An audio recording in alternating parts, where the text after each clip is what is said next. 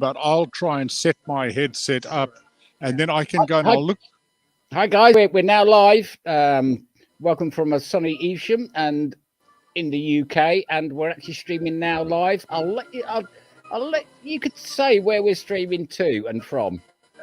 So over to you, Jim at Seven Greetings, Spot. world, and greetings to Seven Spot. This is for you. Where's that thing? Right there. Thank you for tuning in, because we are in fabulous Vancouver, British Columbia, where we're streaming from the ABFM, known as the All British Field Meet, and you're listening to the band. But I'm here with my pal Steve Dunbar, and this is our 18th anniversary. It's our 18th anniversary. This is where we actually first met. Jim had his vehicle here, and I mean, I've been always drawn to Super Sevens, and Jim had his, and well, if I may say, love at first sight. I think we're stuck. Yeah. So Jim and I have had a relationship. No, we're not married. Love at first sight, not Jim though, just the car. We're just good friends. Yeah. Anyway, we are at the Lotus Pavilion. Now we're going to call it that. And I'm going to flip over to the rear camera so everybody can have a peek at what we are doing here. I did have a quick preview of some of the pics you sent, and there's loads and loads of different Lotuses there from all sorts of years and eras. Yeah. So we've got some very, very interesting ones, and including some very interesting people. And we've got some members. This is his name, Lawrence Weiss. Yeah, and he's got his here. And Rory Banks is about here somewhere, and he's got his S3 down there, and we've got a load of other ones that we'd love to go around and see. Why don't we see if we can go and start off with certainly. The president of, definitely go for a wander. It looks really busy as well, and the weather's obviously helped. Let me tell you that the ABFM is a real place. It is huge. Here, having a chat. So I went to that. That's an Elva. And I'm looking for Ron Kubar. I can find Ron. Well, the turnout today is absolutely quite amazing. People all over the place to get in. Ron, interrupt your lunch. I know. You're early. That's the way we do it. We're 2 minutes early. Greetings from Seven Spot. We're going to want to come and see your cars. Are you live right now? Yeah. Oh, fantastic. I'm going to ask Steve. a favor of you. This is Steve Dunbar. Hi, Steve. Hi, how are you? Now, Hi, Steve. You're right. I'm going to trade headsets with you so that you can actually hear what's going on. Right?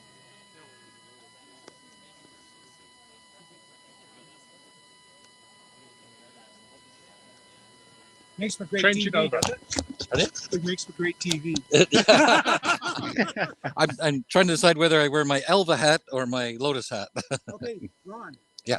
Thank you for being with us at Seven Spot. This is absolutely fabulous. You are the president of the Lotus Car Club of British Columbia. Is that correct? Yes, it is. Do you have a car here you'd like? I do. I'm showing 2 cars. Okay. So, come on down. well, tell us all about it. Well, first off, my dream car for a very long time is the Lotus Esprit, but I particularly went looking for a certain model Lotus Esprit, and I wanted the S4 Sport. So this little black beauty here is mine. So if you look at the window sticker, you can see it says S4, and there's this little S behind, and that S is quite a big deal. So they made 367 of these sport version. So the difference is significantly more horsepower and significantly more lighter. So the 0 to 60 of this car runs around 4 seconds. Wow. And very quick.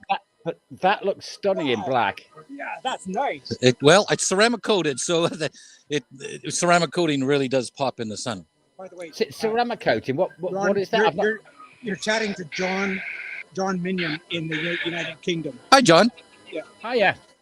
From well, you know, you've heard of car wax and Canuba car wax, etc. Ceramic coating is a silica type coating.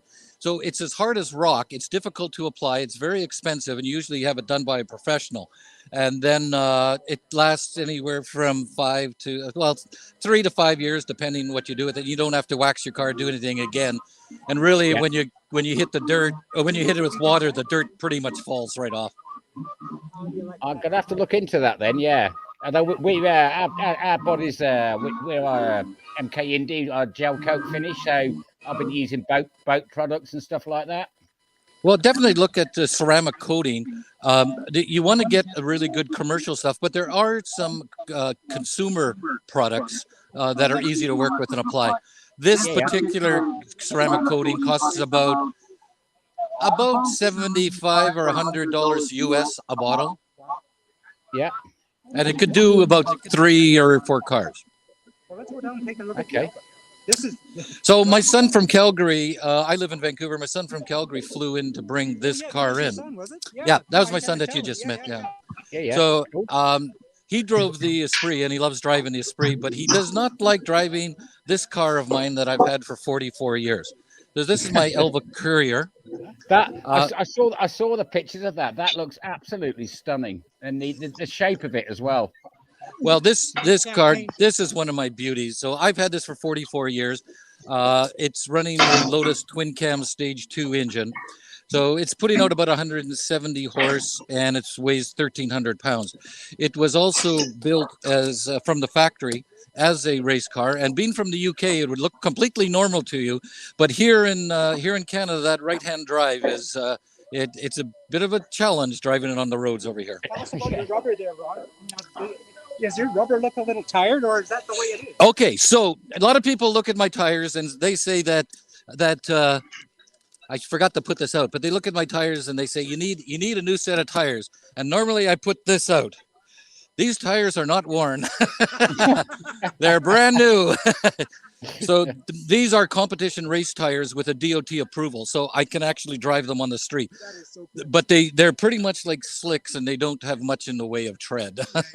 Yeah. But I do get a lot of comments that I should spend some money and buy some new tires, and I go, these were pretty expensive tires. But they're completely useless in the rain. So as you'll see here, the Elva doesn't weigh much more than a 7. It's got a very thin shell on it. So it runs 1,300 pounds, and I'm not going to tell you how much it weighs with me in it. But it's rebuilt. yeah. So the engine came from the UK. In 2007, when I did a restoration, I was looking for a Lotus twin cam engine. And they're pretty hard to get here in North America. And when you do, they run anywhere from $6,000 to $8,000 US. So my wife said, well, why don't you just go on eBay and buy one? And I said, you just don't go on eBay and buy a twin cam race motor. But I did go to ebay.com.uk and I did type in their twin cam motor. And sure enough, there was a stage 2 twin cam motor, and I won the auction. So that was in 2007. It landed here in my garage. It cost me about 3,500 Canadian, so about 2,700 US, which is a steal for a stage 2 engine. So I literally dropped the engine in. That's a bargain. That is. I know, and I didn't even do anything to it. I just dropped it in. Well, the car does run a dual exhaust. I did want to get a little bit some muffling.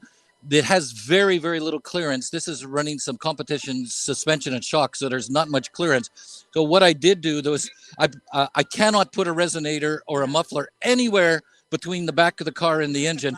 So those are Harley Davidson glass packs. Now the car doesn't sound like a Harley Davidson, thank goodness. Yeah, but it does sound pretty tough. Yeah, I bet. Oh, wow. Well, can we see it from the side? The full size size. It's Side. stunning. It's beautiful, man. So who have we got joined in the stream over It's there? me, it's Kevin. Hi, Kevin. How you doing? Yeah, no, but I'm sorry I'm late. I've just been out in the car and I got lost. Well, I didn't get lost. I just didn't come back. Perfect. Absolutely perfect. So in my younger years, I did used to race this on a racetrack called Westwood here. So I did keep my old racing suit, which I cannot fit into anymore. That was in the late 70s, early 80s. I've got a Well, you probably suit watched like it. I've got a wedding suit I got married in. I'm the same. I can't fit in that anymore. So really, my racing suit just comes to the car shows with the car now.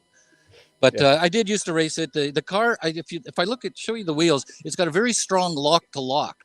So you can see how much I can turn that front wheel. Wow. So That's more than a 7.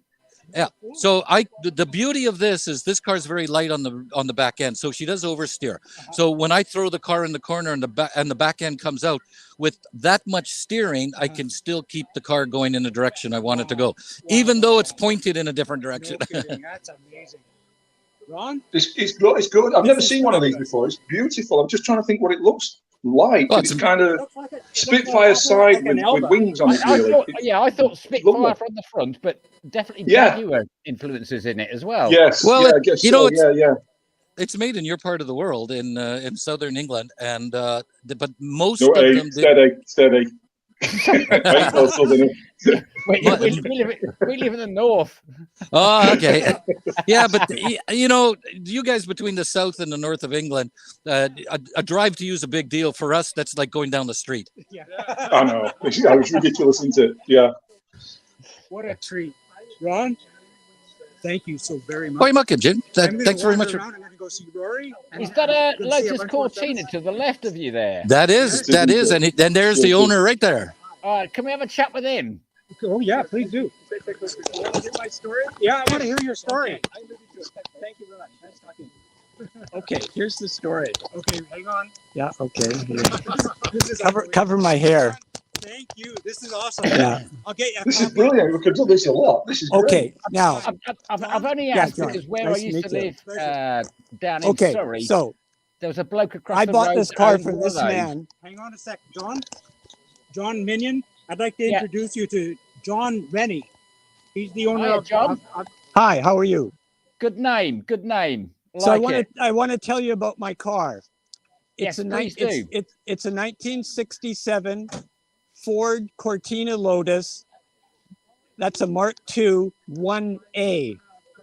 They only made 4,032 of them from 1967 March till 1970. They only brought 33 to North America. Wow. They all came in 1967 because after that they couldn't meet the environmental standards, and they all came to Canada. So it's one of 33 cars. 20 years ago, well, actually 30 years, I keep saying 20. In 1991, my friend who's a racer bought this car after seeing it in an ad, went with his new wife he married in 1991, brought the car home. In 1992, he brought it to this car show. And that was the only time it had been here. 1992, I still have his card from his window and the brochure. That's from 1992. Yeah. Now he bought the car to race, but it was so stock and so rare that instead he dry stored it in a rental property, and he bought a second car, and for a decade and a half he raced at California, Oregon, Washington, and BC. He died last year in October of 2020. So I have a memorial in the front of my car showing him in his race outfit, showing him racing with his best friend. Man and his passion. Look at that. That's a nice touch. I like that. Yeah, That's very beautiful. nice. So I thought you would enjoy that. Yeah, definitely. That looks like Oregon. No, that's Mission. Was that Mission? Mission Raceway. And that was the all British Ford race day. Oh, okay, cool. So there were Mark II Cortinas, Mark I Cortinas, Escorts, Anglias, all British Fords. I remember the Ford Anglia. My late mother used to have one when I was a teenager, or even earlier than that. Then my friends in high school, 2 of them had Anglias, and I bought a new 1968 Cortina GT, brand new. I went to the local Ford dealer who had a race division. There is a Cortina GT of 68. There is a 67 Lotus Cortina that hadn't been sold in 67. I wanted the Lotus. It was 1/3 more than the GT, and I couldn't even afford the GT without my dad's help. So I always wondered, what would happen if I bought the Lotus. Now that I've owned the Lotus, I know within 6 months, I either would have burnt the car up or I would have to sell it because then I couldn't afford the maintenance on it. You either burn it or burn them. And I consider this car my Back to the Future car. It brings it back. My GT, I quit my job. I gave up my apartment. I threw a tent in the trunk. And for 3 months, I drove across North America. I went to Penticton, to Calgary, to Edmonton, to Regina, to Saskatoon, to Brandon, Manitoba, Thunder Bay, Hamilton, went down to America, to Westchester, Pennsylvania, drove through Washington, New York, Connecticut, Maine, around the Bay of Fundy, Yarmouth, Halifax, down the St. Lawrence, Quebec City, Montreal, Ottawa, Toronto, ran out of money, went downtown, applied for a job, had a career till 2015 in that field. And when I was stressed out being a general manager of a company and had a choice between Valium and a classic car, I chose the classic car because it has better resale value. Oh, yeah. In a different way. So is that a good enough story for you? Terrific, John. Thank you very That'll much. do. That's brilliant, John. Brilliant. And I love Excellent. See, so I'm going to say. I hope you thank so much enjoyed on it. behalf of Seven Thank you. Brilliant car. Can we have a look around the car? Tom. Thank very you. much. Thank you very much. All right, cheers. Thank you. See this? Yeah. Can we have a look around the car while we're... Oh yeah. They have a generic black outline. I'm gonna while you're chatting, I'm just gonna have it take a peek. That's gorgeous, isn't it? It is. Yeah. As I say, when I was living in Surrey, there's a bloke across the road that had one, and I must have been 8 or 9 or something. I looked at it, and it's just gorgeous, and the sound as well that comes out of them. Yeah. Brilliant. Yeah. Isn't it just gorgeous? My late uncle can't used to have one. I just can't get over that. no though. roof, That is just no like floor in it. too much. No floor in it. No, he used to have I'm gonna a do a soapbox wander as here. a passenger floor. Rory, can I catch up with you? Yeah, Do you think we could? Where is this showing? Other Facebook Seven Spot member Rory Banks is here. Rory, I'm wondering if you'd be kind enough to take us for a tour and show us your car. Okay, Jim. You have to put this on, and we'll take a wander over and have a look. Steve, we're going to be over there, so we'll catch up with you. Take us over. I don't know if these are going to work on my hearing aids. Oh, I'll get back to you because. Okay, open this up and have a peek.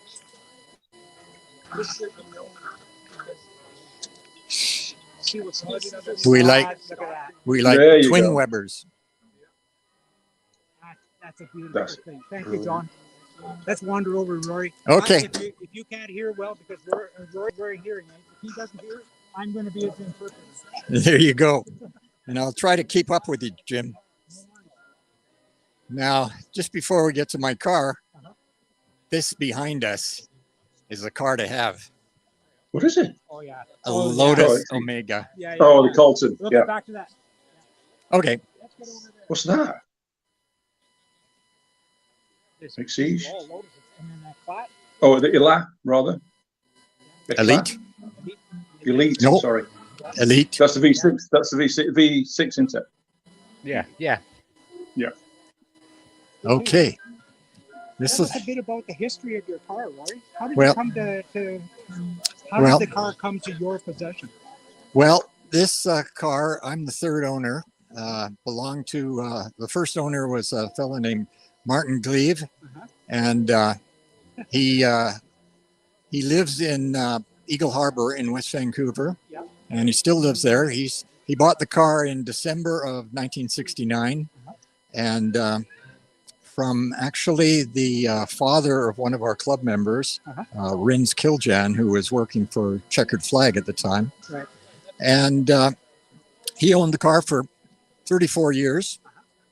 And finally, David Ellis pried it away from him in and owned the car for, well, he bought it in 2004 and kept the car for 13 years. The first time I came to the ABFM, Yep. he was presenting here with him. Right. And that was in 2004. And that's when this bloke walked in.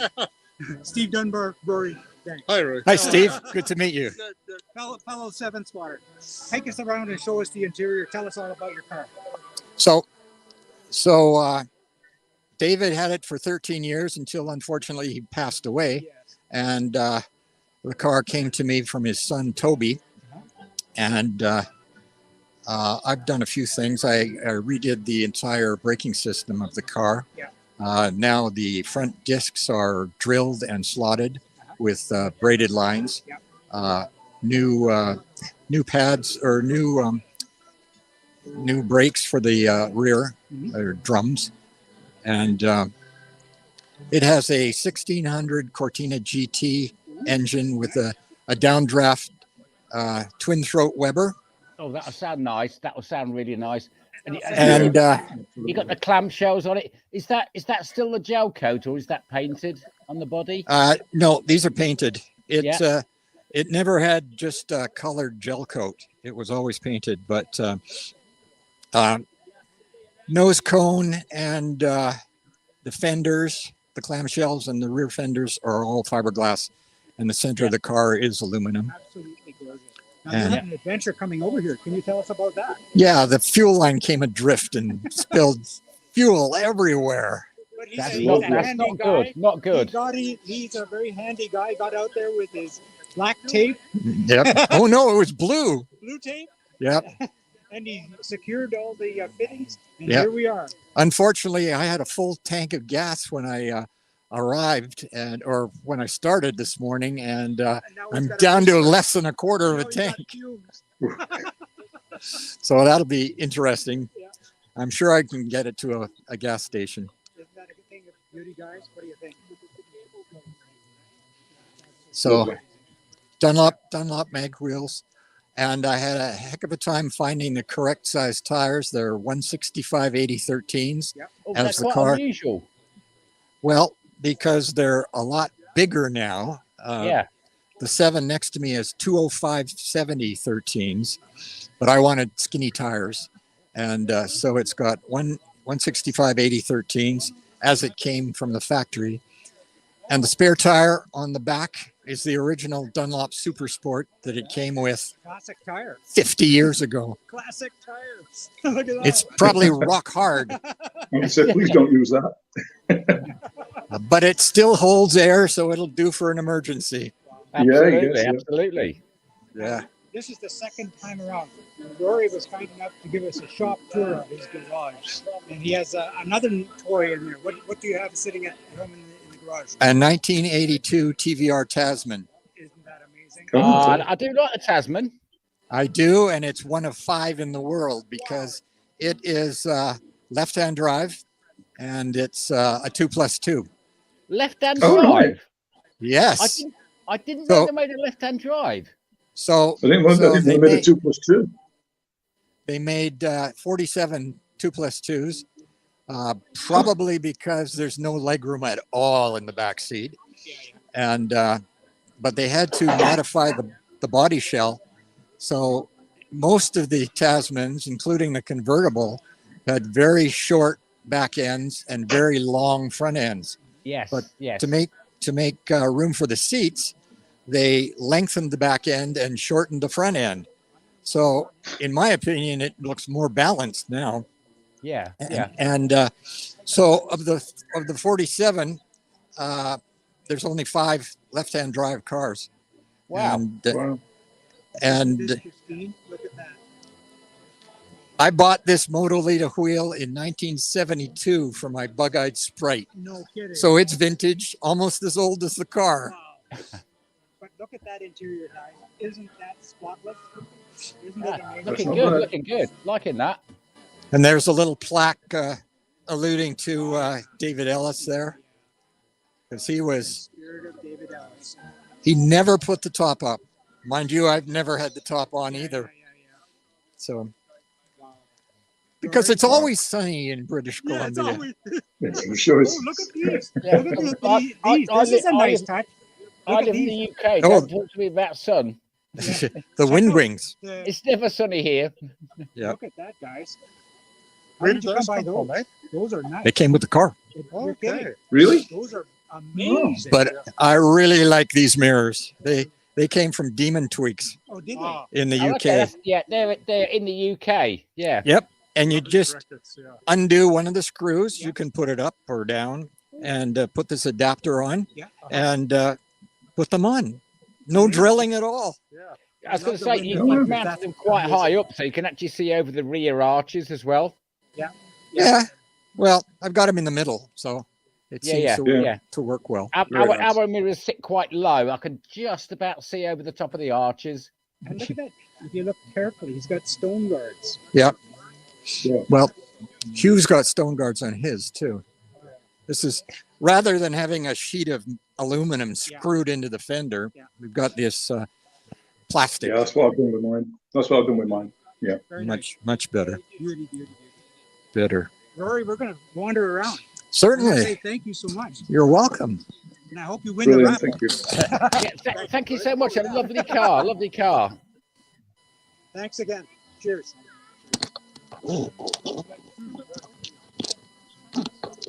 Well, I'm going to go wandering over here. See who else I can find. The weather looks fantastic as well, I have to say. I'm going to see if I can find Laurent Weiss. Now, I was just commenting that I have not been here. Stuart? Yes, Jim. Jim, I'd like to introduce you to our group. Okay. Would you put this headset on so we can talk to you and have a chat? Folks, this is Stuart Furness, and he has a lovely Westfield. Now, I was just commenting with our friend Steve that when I was first here in 2004, my replica was situated way up on the hill over there because at that time, Lotuses were to be displayed with Lotuses. No Westfields and no homemades allowed, but look at this. Tell us about your wonderful car, if you don't mind. Yeah, times have changed. Obviously, they don't mind the kit cars, and No, and I'm so pleased. yeah, Because we all breathe the same air and use the same fuel. For that matter. I'll tell you my story. Yeah, well, that's what I was When- going to see. Because here we got it is a 7, and the big thing that we love on 7 Spot is to find out why 7. Well, when I was a teenager growing up in the UK, I don't know, I just got to know about the Lotus 7 at the time, and I think at the time the famous thing about the Lotus 7 was you could put a hard lock at 70 miles an hour and you couldn't roll the car. That was the sales pitch. And I thought that was amazing. And then fast forward, I moved to Canada, lived here for more than 40 years, and then I retired, and I kind of was looking on Kijiji and I saw the Lotus 7 for sale in Vancouver, and I thought, I got to have that car. About 3 years. About 3 years? Yeah. Did it belong to a guy by the name of Leigh, Leigh? No, You had one similar. maybe he owned it at some point, but the guy that I bought it from, I believe that he imported it from the UK, because as you can see, it's a right-hand drive, and I believe he was the importer. Wow, wonderful. Yeah, So, which engine do you have? it has a 1600 crossflow Ford, and the engine's pretty good. It's I'm still working on some issues with the carburation, but apart from that, it runs pretty good. Yeah. And I haven't really done very much to it, just a bit of tinkering. Not like, Lovely. I just love Westfields as well. yeah, Yeah. not like some of these boys. They seem to spend all day and every day doing things to the cars. No. That's not me. Meant to be driven. I'm the same way. Uh, I built mine, but most of the time it sits gathering dust and I don't present the car. It's dirty when I present it and then I drive it home. That's the way I like it. What a thing of beauty. And this is your first time at the ABFM? yes, this is my first time here. Yeah. I recently joined the Lotus Club of BC, Yeah. and Ron Kay recommended that this is a really good show, and he's right. It is a really good show. Uh-huh. I think there's 51 Lotus cars here, Uh-huh. and yeah, it's really exciting. I'm going to have to be here next year, aren't I? I think you are. Yeah. Stuart, thank you so very much. You're very welcome, Jim. All right, cheers. Okay. I'll take that, and I'm going to go wandering. Okay. Who else I can turn into a victim? Thanks again. Take care. All right. What do you think, guys? Is it good and entertaining? It's not bad, is it? It's Yeah. The view's fine. some incredible stuff. Yeah. Now this is Laurent Weiss' car. He's actually a 7-spot member, and I wish he was here because he's behind him, having a look. Yeah, I can't see him just yet. But this is an amazing car. He actually, his story is he actually bought this car from a neighbor, and as you can see, it is not a Lotus, but it is a Lotus-inspired vehicle. And his car was an absolute basket case when he got it. And it is so different. Have a look at this, guys. It has leaf springs, transverse leaf springs, front and rear on this. Wow. Isn't that amazing? And what engine does he have on this? Dave, do you recall? Or Jim? What engine does Laurent have in this vehicle? It's a Crossflow Cortina 1600 Crossflow. Right, might as well go there. Thank you. Oh, yeah. Thank you.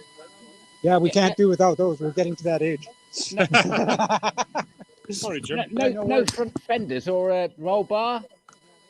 No. No roll bar. No roll bar. This is pure inspiration, guys. Look at this.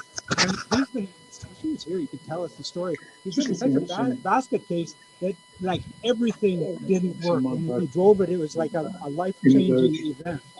But now it's all sorted, goes like hell. And you know, this car weighs, like mine is pretty light. Like mine's a bike engine, and it weighs about 1,000 pounds. He says that this is, I think he said 1,300 pounds. Yeah. With a cross-flow engine, a big lump of iron. How the heck? Wow, that's amazing, isn't it? Wow. No, he's done a great job on this one. And the front end obviously is quite an interesting component. Seen a live axle on the front end. I was going to say, with those rods coming out, yeah. Check out this though, the exhaust. Now, it's too bad he isn't here to open up the bonnet for us, because it's got a fully self-engineered exhaust manifold with one outlet. Space is a bit of a constraint, and his exhaust manifold, as Jim was pointing out, is quite an interesting concept with everything coming into one header. Very reminiscent of pre-war old Bentleys and things like that. Yeah, exactly. And the old races around Brooklands. Yeah, that's it. Yeah. What a retro car! Like, amazing. I love it. Let's keep wandering. So many different cars there, Jim. Transfer spring, front axle. It's been quite an amazing turnout. This is the first post-pandemic presentation of cars at the ABFM, and they were totally sold out. Even if my 7 was drivable, which it's not at the moment, I would not be able to make it down to the show because they're totally booked. Bill. Yes, sir. My name is Jim. Jim Brew, also with the car club of British Columbia. We're live streaming. Yeah. Would you mind if I did a little live stream with you so you can tell us a bit about your car? Yes, questions. Okay. Is that all right? Okay, cool. This is Steve Dunbar. Hi, Bill. Hi, Steve. Hi, Steve. You're live streaming to England right now, and we got about 9,000 people potentially going to be watching. So don't be nervous. Cool. Yeah. Now I'm going to ask a favor of you so that you can. Here's a headset for you. You'll be able to talk to John Minion. There you go. John Minion, you're speaking to Bill Ratliff in. Oh yeah, you're right. Can you tell us a bit about your car and how you came into it? John, it's so nice to meet you in this technological manner. I'm actually in the UK in Evesham, so yeah, that's how far you're streaming to at the moment. It is going out internationally as well. Well, John, I have a 19. I have a 19. That is a gorgeous color red. That is. It's a 1963 Lotus Elan. I believe it's Carnival Red was what Colin called it at the time. I bought I bought it in London via telegram in those days. You bought it in London. I bought it from the factory, and you told them to put in and had it left-hand drive. Yes. Wow. A left-hand could drive. How do you like that, guys? That's good. That is gorgeous. But left-hand drive, and you ordered it from the factory that way in London. Well, I bought it before there were any dealers in North America. So I dealt directly with the factory. They're very kind and responsive. It cost me £1,210 and 20 shillings, I believe. Correct. Good investment. Good investment. And I was trying to decide between an Elite or the new technology Lotus Elan at the time. Jimmy Clark. Good decision there, I think. Yeah. Yeah. Well, Jim Clark made my mind up for me when he won the Formula One championship for Lotus for the first time in 1963. Mind if I swing past you so everybody can have a look at the engine? Can we see the engine as well? Yeah. The engine is a 1558 engine. Yeah. Stage 2. Nice. The color of the camshafts covers is green because it's stage 2 tuning that offered from the factory. About 6 months after I had the car, they shipped it to me. There's one major deviation in the decor of this automobile. They never had 1963 championship world champions until I asked the factory to ship me a pair to put the badges on. Oh, nice. That's brilliant. That's a nice touch as well. I like that. It is brilliant. What a gorgeous Absolutely beautiful. And I've had the pleasure of driving it continuously for 58 years now. Oh, wonderful. And wow. Do you mind if I ask, how many miles have you accumulated? Approximately 58,000. Well done, sir. I live on Vancouver Island. The roads are the longest road is 250 miles, so you can't go anywhere. That's great. And I choose not to. Bill, on behalf of us at Seven Spot and the Lotus Car Club of British Columbia, thank you very much. I'll speak to you soon. Yeah. Yep. All right. Cheers. And thank you again. Thanks, Bill. Okay. Thank you, guys. Thank you. Thank you very much. Enjoy the rest Lovely of the car. day. Lovely car. I'm going to send a copy of this to Ron, and it'll get distributed amongst everybody here. Super. All right. Where should we go next? Who's our next victim? There he is. Okay. Yeah, Jim, you're always looking for victims. My name is Jim Gould, also with the Lotus Car Club of British Columbia. We're doing a live stream for a seven spot, and we're live streaming around the world. There's about 9,000 people potentially going to watch you. But we'd love to hear your story and tell, if you could tell us a bit about your car. Well, would you like the headset? Oh yeah, this will work better. There's a headset, and that way you're actually speaking to two gentlemen in England. One is John Minion, and he's in Evesham, and we got Kevin Broomhead in Nottingham.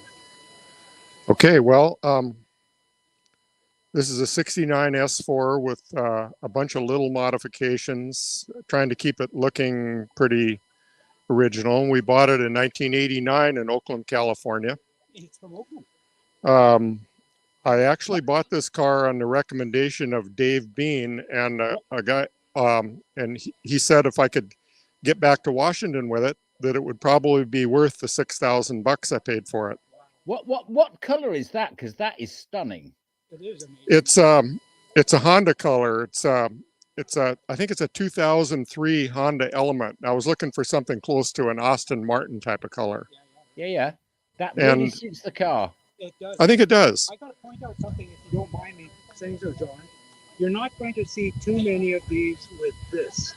Can you tell us what's going on? Well, it's kind of a goof.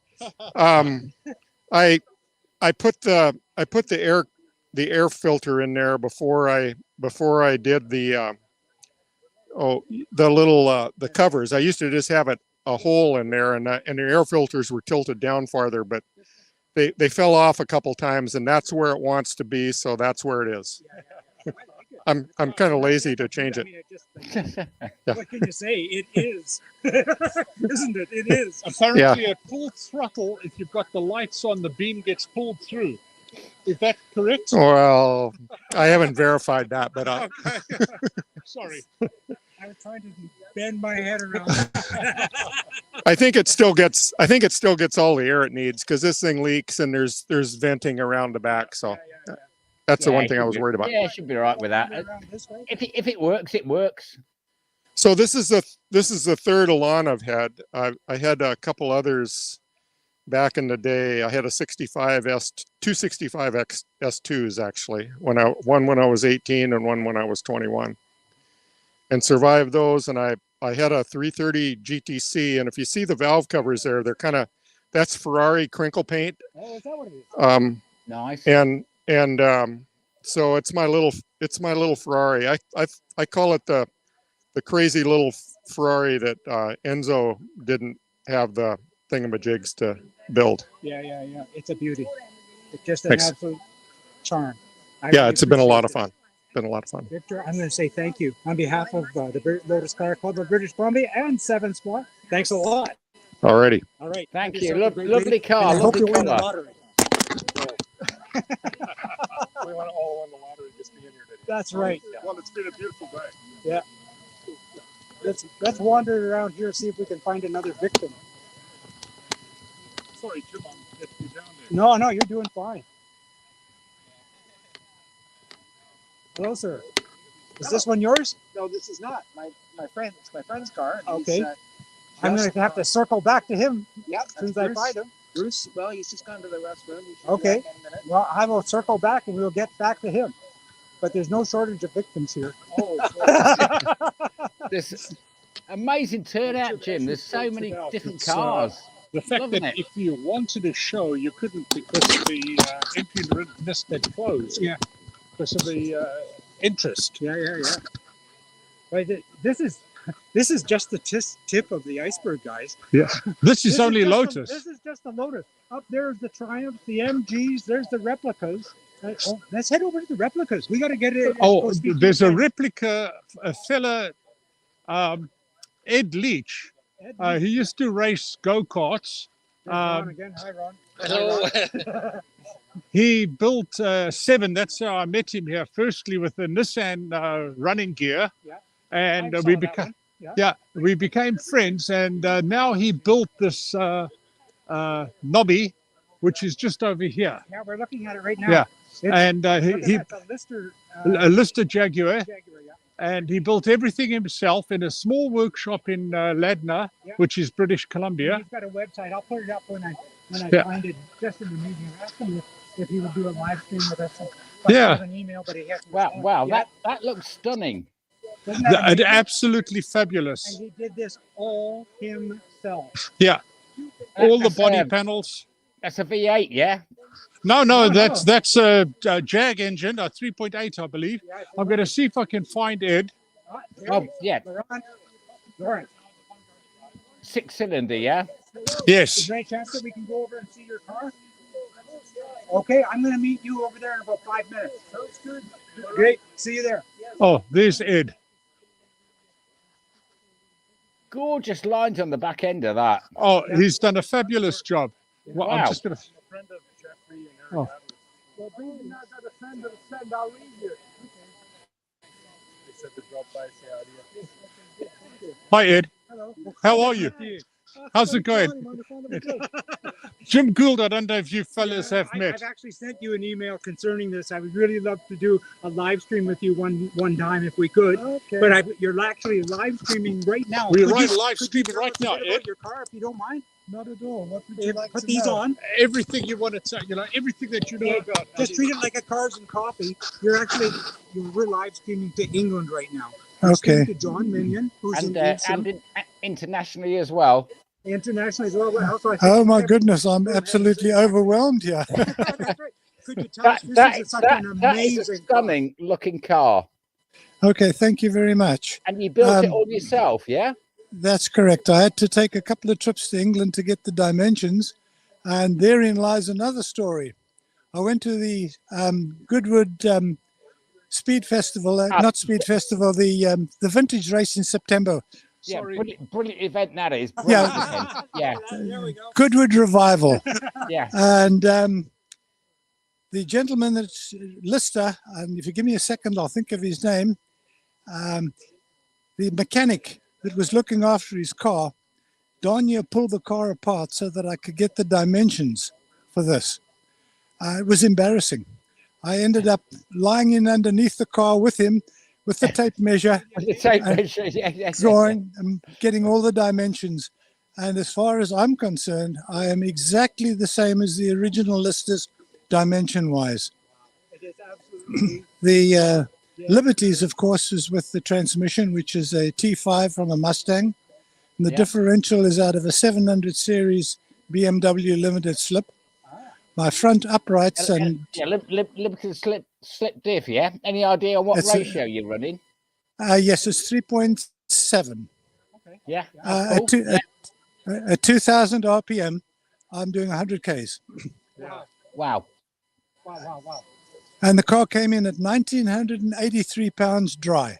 Wow. That's cool. That's good. Wow.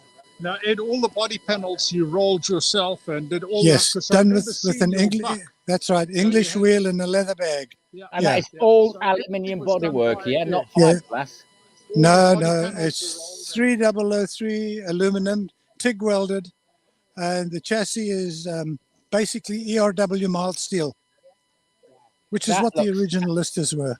That looks absolutely stunning. And now I know it's aluminium. I can see the work. I'm so pleased that you're rear on the road and you brought us here that. today, because I had my fingers crossed you'd be here today. Okay, yes, thank you. I'm so happy that you are here. Okay. I am just drooling. It's so gorgeous. Thank you. Wow. I find this rather embarrassing, to tell you the truth, but nonetheless. Lekker, as we say. Yes. You want to just keep following. Okay. I'm the guy with the camera, so you have to Okay, follow I've got to follow you. Okay. And tell us about the engine. Did you Well, have it built for it? Or did No, the engine was built by a company in Vancouver called S4 Lotus, and it's new pistons, rods, bearings. It was a complete rebuild. Yeah. And the cylinder head is of a 1987 XJ6, the fuel-injected one. Yes. It has bigger valves than the original 4.2s. Wow. And many hours of porting went into the cylinder head to get the porting right. Wow. And stock cams, E-type cams, Yeah. 2.5 gallons of oil in the crankcase, which is standard for a Jag. Yeah. And it's mated up to a T5 Ford Mustang 5-speed transmission. Wow. What a pleasure. Thank you so very much. You are very welcome. Have yourself a very good day. Thank you. On It's behalf nice of us meeting you. at Seven Spot, we want to say thank you. Okay. This is our pleasure, please. And I'll be back in touch if you don't mind. I'll go to Steve. As you say, you can run, but you can't hide. Isn't that the most amazing thing you've ever seen, guys? How are you doing, John? I'm doing good, mate. You're in the kit car section, yeah? Yeah, well, it's not a kit car section. This is where the they call them replicas are kept. Anything that's not original. And we've got a nice hot rod there as well, I can see. Right. Yeah, well, I'm going to go over here and have a look. Looks a bit like a Ford Popular, as it was called in the... I don't know what that is. Wow. Ford Popular or an Oxford A or something like that. Amazing. And a usual number of MGs with older engines. And another one. And this is an interesting one, guys. I don't know if you've seen this before, but this one looks like it's been stretched out a little bit, and that's because it's powered by that. Wow. And look at that. I'm going to have to find the owner here. Yeah, chat with him, because I'll be interested to see what volts that's running. What, 600 volts maybe? Yeah. Balancing all the cell voltages as well as on-off for charge. And so I've got it set so it's only ever charges to 95% of total capacity. It's easier to run them high without running into 100%, and then low, it won't get below 20% reserve capacity. They just, if it gets below 50 volts, it starts to get unhappy, and anything below 38 volts, it just shuts off. You need to say no. Because exactly for that, we're protecting the batteries and the motor. Because if you start to run out of that voltage, run out of that pressure on the motor side, on this at all, guys? Really distant. So what voltage are you running on that? I'm going to ask him if we can do a live speed on this one. So yep, it's so it's a net gain Hyper 9 motor. It makes about 180 horse, 180 pound-feet, made it to about a 5-speed. And then we have a stock Healy drive shaft that we built on. It's amazing. He gets to do the same repetition that we all do when we do go to the toilet. Oh yeah, yeah, I know. Absolutely. We've been there. I was parked right there. About a year ago, 2 years ago. So the end result is, with motors, as you go higher in RPM, they develop more internal magnetic resistance. So when you get above around 5,000 RPM, they start to taper off on power. So as well as the basic physics of getting a lump of weight moving still apply. So if you have it in a high gear and you're turning the wheels less, it requires way more amperage to get it going and eats your charge out. So if we're using the gears basically to, same as a normal car, cheat that, get it rolling easier, as well as it means that I can line up against Corvettes in first gear and tell them what's what. Yeah, so, exactly right. Yeah. Can I interrupt for a moment? You Sure. go ahead.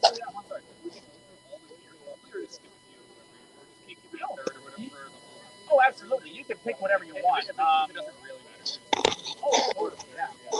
The only thing to consider is, as far as upshifting, absolutely. I could leave in first and then short shift it to fourth, and it would just pick up and go. Right. It just requires more power and more current to pick up and go when I initially short shift it up to fourth. Slamming the gearbox a bit more. Pretty much. Acceleration. Exactly, yeah. Driving hard, then it would be easier. Oh, exactly. When I'm driving it around Sydney, and which is a 30-kilometer-an-hour speed limit, I just leave it in second or third, and I just, you don't clutch in, you don't clutch out when you come to a stop. I just drive it with one pedal, and away we go. So, yep. Yeah. Oh, yeah. And, it was one of the sort of gray areas when we were building the car. We knew we wanted the gearbox. We knew it was going to work nicely for our engine program and our power program, but we weren't sure how shifting gears on the fly was going to feel, You're used to listen. You don't realize how much you're used to the listening and the vibration and the feel of when you want to change gears, as well as just what the tach's telling you. And without any of that sensory feedback, we weren't sure, is the motor just going to want to rev up? Is it going to want to drop to zero? And I've got to feather it back up with no audio cue for when I'm matching gears. Motors are much more subtle than engines. Way more subtle. But the answer is you have none of these problems. It drives fantastically because when you clutch in, it keeps the same RPM spun up on the motor as well as on the wheels, even if I don't have my foot on the gas, just because now it's freewheeling, which normally you don't want an electric motor. Usually you want to keep a load electric motor, but because it's only that short disconnect when I take the clutch out, and I'm not giving it any more power. Let's go wonder. Sure. What do you think? Should we go and see Triumph Land? I think, what do you like?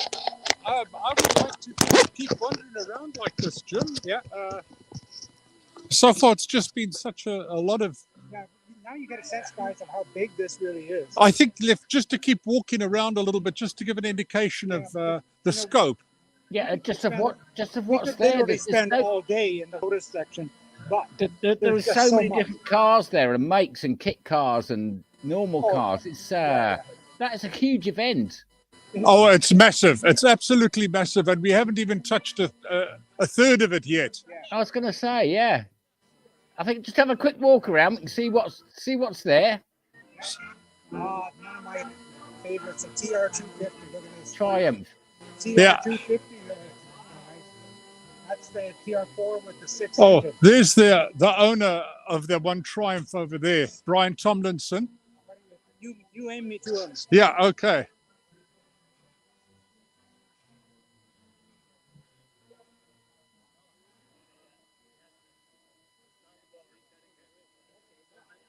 Oh, no, it's not Brian. I guess Brian's not here today. No, Brian who? Brian Tomlinson. Where is he hiding? He didn't bring his car. No, because he's moving. He sold his house and he's moving to Castlegar. Yeah. But he is here. I saw him wandering around. Okay. He didn't bring his car. All right. Yeah, we wanted to do a live stream with him, but his loss. Well, he is here. We'll catch him another time. Yeah. Okay. Well, we'll find him. Here's the 3s and the 2. Look at the wide mouth here. I think this one's a small mouth. That is nice. Oh, there are just so many amazing cars. The wide mouth section. Wow. It just goes on and on and on, guys. Let's go to the more That's venerable. Stag, yeah. Yep. Triumph Stag. Renowned for overheating. I hope they fitted the old the V8 radiators on them. Yeah. If that's the only problem, that's a good thing. Well, it looks clean anyway. Well, I misinterpreted you both. Brian Tomlinson is here. Oh. And he's right over there behind his car. It's a blue one. Oh, okay. He's here with his car. Yeah. Okay. Thank you. Appreciate that, mate. Okay, we're wandering. Yeah. This is what you call roving reporting, guys. Yeah.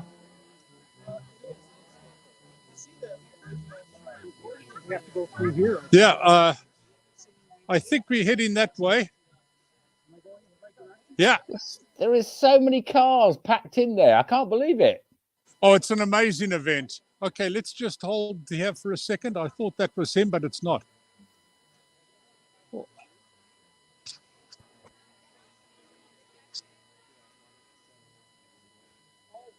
No, that's nice. I like the small house.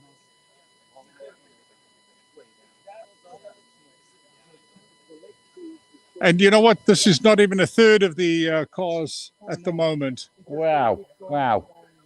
Yeah. Anyway, I'm sure we'll bump into him eventually, but at the moment we'll just keep wandering around. Yeah, keep having a wander. I can't believe, as I say, just how many makes and different cars there are there, and what people is that DeLoreans? Yeah, 2 DeLoreans. Yeah. Yeah. I bet they've got low mileage because they're only driven from time to time. Yeah, from workshop to workshop. Yes, yeah. The Mayflower. Yeah. And of course, then you start off with the minis, and you can't beat a Mini. My son's got one. Mini absolutely, Cooper. Yeah. Absolutely. Probably most people, as a first car, had a Mini. Yeah. And stuck it through a hedge or a wall at some stage. Jensen Interceptors. Show me the side shot of those. Absolutely love those. They are nice, aren't they? Yeah, I like the back end on them as well. The way the rear window, just the curves on it, and it's got the right name, Interceptor. Absolutely, yeah.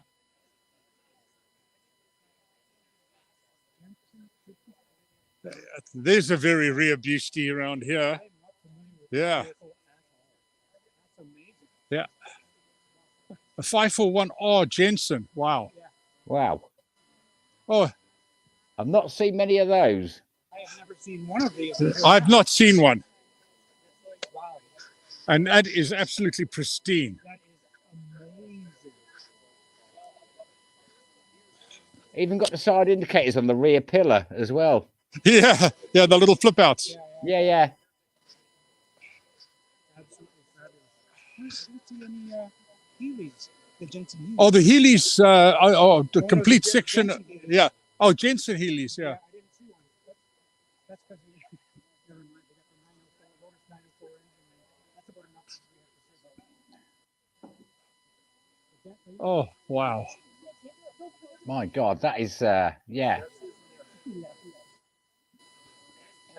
That's his. I mean, we're walking around at a steady pace, and you can see it's just car after car after car. Yeah. And different make after different make after different make. It's absolutely stunning. It's an amazing show. It really is. And is this an annual event? Is it? Or, Yes. Yeah. It's an annual event, but for the last 2 years, because of COVID, we haven't had an event here. So I guess this is a lot of pent up interest. Yeah, everyone's and with the weather, everybody's come out. Yeah, probably. Yeah. Now there's one section here just for Rolls Royce. It's to the right of us, Jim. You can Let's just go down there. Oh, I'll follow you. Yeah. So as you can see, they have some very, very old rollers knocking around, and some of the fairly newer ones as well. So when you've got a whole section just to Rolls Royce, you've got to know it's a pretty big event. I've been in a Rolls Royce once, and that's when I got married. Ah,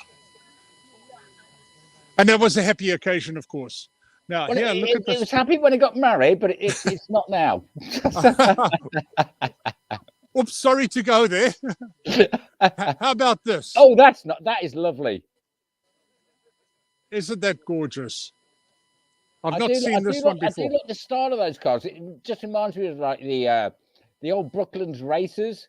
Yeah. And it was just, no helmets, no safety gear, no safety belts, and they used to thrash them around Brooklands. Mental. Absolutely. Well, I can Absolutely remember. Yeah. Coming back from the Goodwood revival in 2019, I was chugging along in a little Fiat 500, and one of those came flying by me with the dimmest of headlights and taillights possible, and just blasted by me. And I thought, wow, what a way to go. Absolutely. Oh, look at these beautiful. Oh, that grill, That's amazing. 1927. Yeah, this is the skill that I think we're losing, because people to manufacture that now are getting quite rare. Yeah, well, it's just nice to see that fella that we looked at, Ed Leach, with his Jaguar Lister, that has those skills to roll all those body panels and make. That's the best car I've seen so far. I mean, yeah, aluminium rolling body. He's done it all himself. Absolutely. He's definitely got skill. He certainly does. He's a retired aircraft electrician or instrument technician. There we go. Yeah. And he's got all the time now and the skill. It clearly takes a lot of time. I mean, the panel gaps and everything, absolutely spot on that car. Well, I was actually surprised that it didn't take him all that long, because I started working on my Lotus Super 7 5-6 years ago, and he hadn't started that. And he had it finished a year and a half, 2 years ago. Yeah. So he did an amazing job. Absolutely. Stunning car. It's probably one of the best ones I've seen so far, if I'm honest. That's a great compliment, and we'll certainly let Ed know, because we'll be sending him a live feed of this. Yeah, absolutely. And I really do want to sit down with him one time so we can do a one-on-one. Oh, he'll love that. Yeah. He'll love that. Yeah. Definitely, yeah. And just how he made the panels, and maybe even give us a demonstration. Because the old English wheel and rolling aluminium is real. Oh, never mind that. I was just going to go for a drive with him. Yeah. What do you think? Do you think he'll be up for it? Maybe not. Yeah. Well, Jim, don't stuff it through a hedge, mate, though. Yeah. Yeah, he's quite a competent driver as well. He used to race shifter go-karts. Right. So shifted go-karts are mental. You look at over 100 miles an hour in them. Absolutely, totally mental. So and again, you got a helmet on, and okay, maybe a race suit, but no seatbelt, no nothing.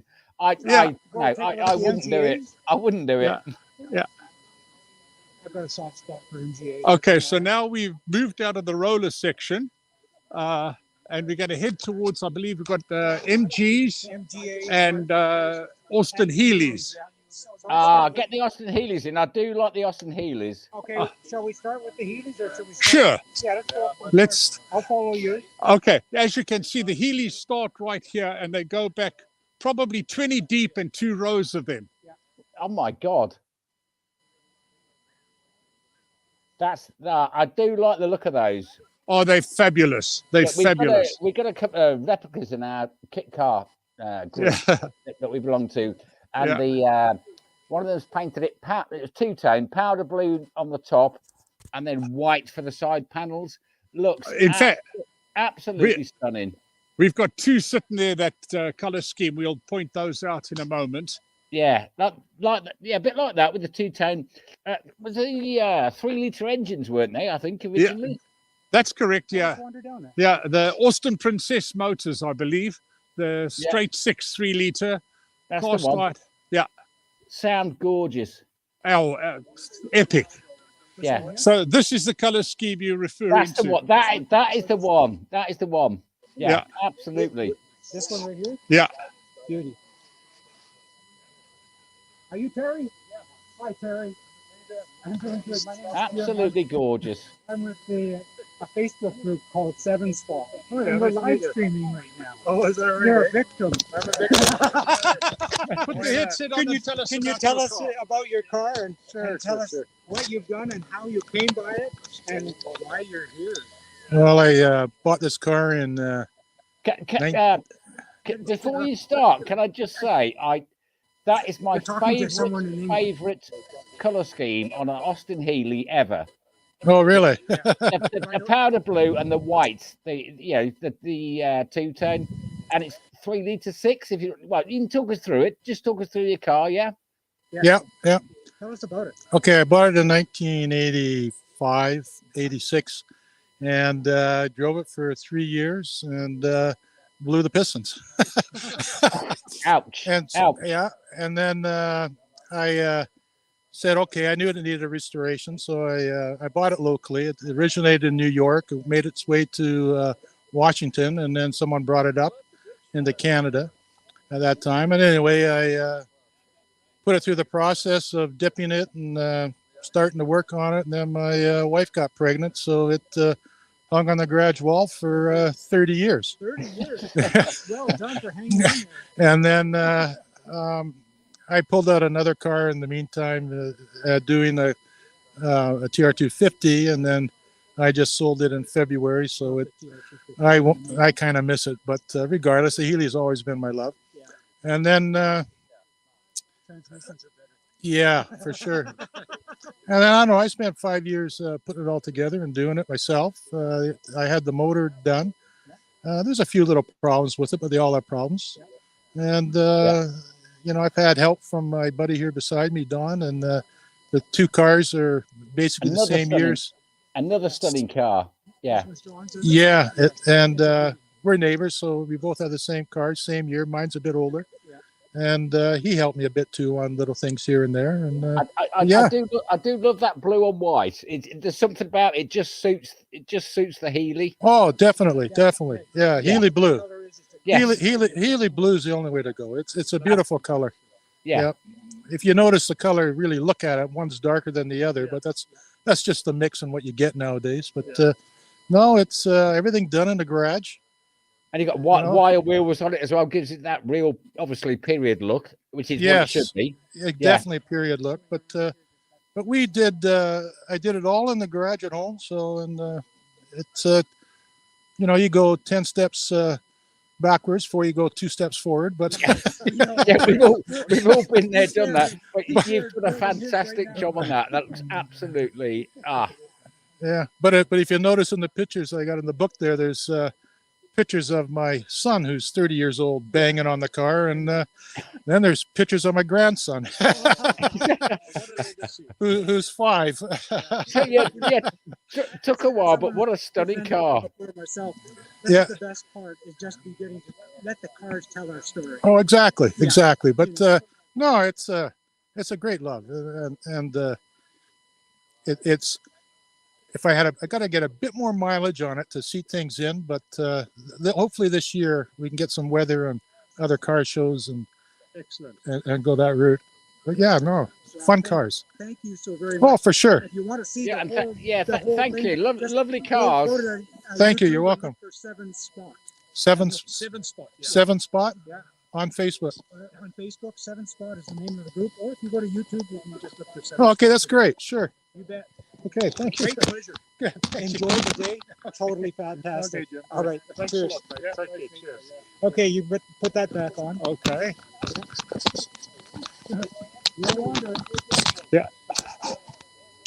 Man, how many cars are there, mate? This is massive. It's a huge car meet. This is, It's this is just the right-hand side.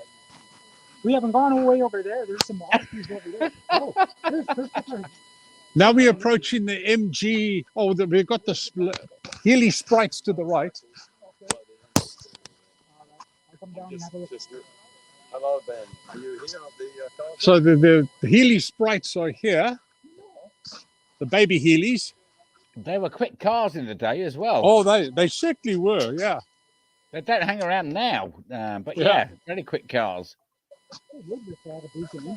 Yeah. And now we come into the MG section, and this does go on for quite a while. There's probably, I'd say, close to 100 MGs. But I've never been a beat person. It's just the depth and breadth of cars is just amazing. Yeah, it certainly is. We don't have anything like this in the UK. Oh, mind you, the parking lot at the... If you want to see something that's British, you have to come to Canada. All right. Is one of these yours? Yeah.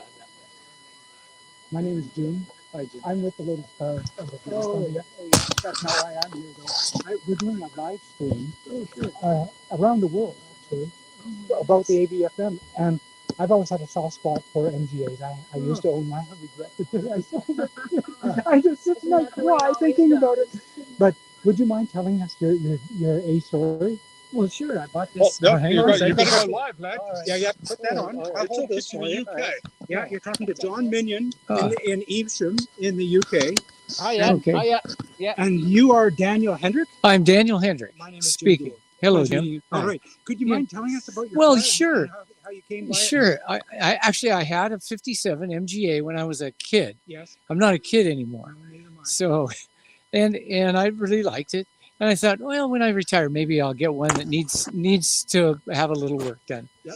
So I happened to be up in northern Vancouver, and I found a guy who had an MGA for sale, and it was pretty much a rust bucket. In fact, there wasn't any part that wasn't rusty, and so I thought, well, that's the car for me, and I actually drove it home. This one? This one, I drove it home, and I thought, oh, I think what I'll do is drive it until it breaks. Wow. And 3 days later, the brakes went out. What I broke thought, on it? The engine? the brakes. Oh, the brakes. Yeah, they're they easy quit. to rebuild. I've done it. So I thought, well, now's the time. Yeah. And because I could put my hands through the horsehair in the frame, Yeah. I thought, well, maybe it's time to take it The apart. wooden floorboards have to go too. They went, well, they were already shot.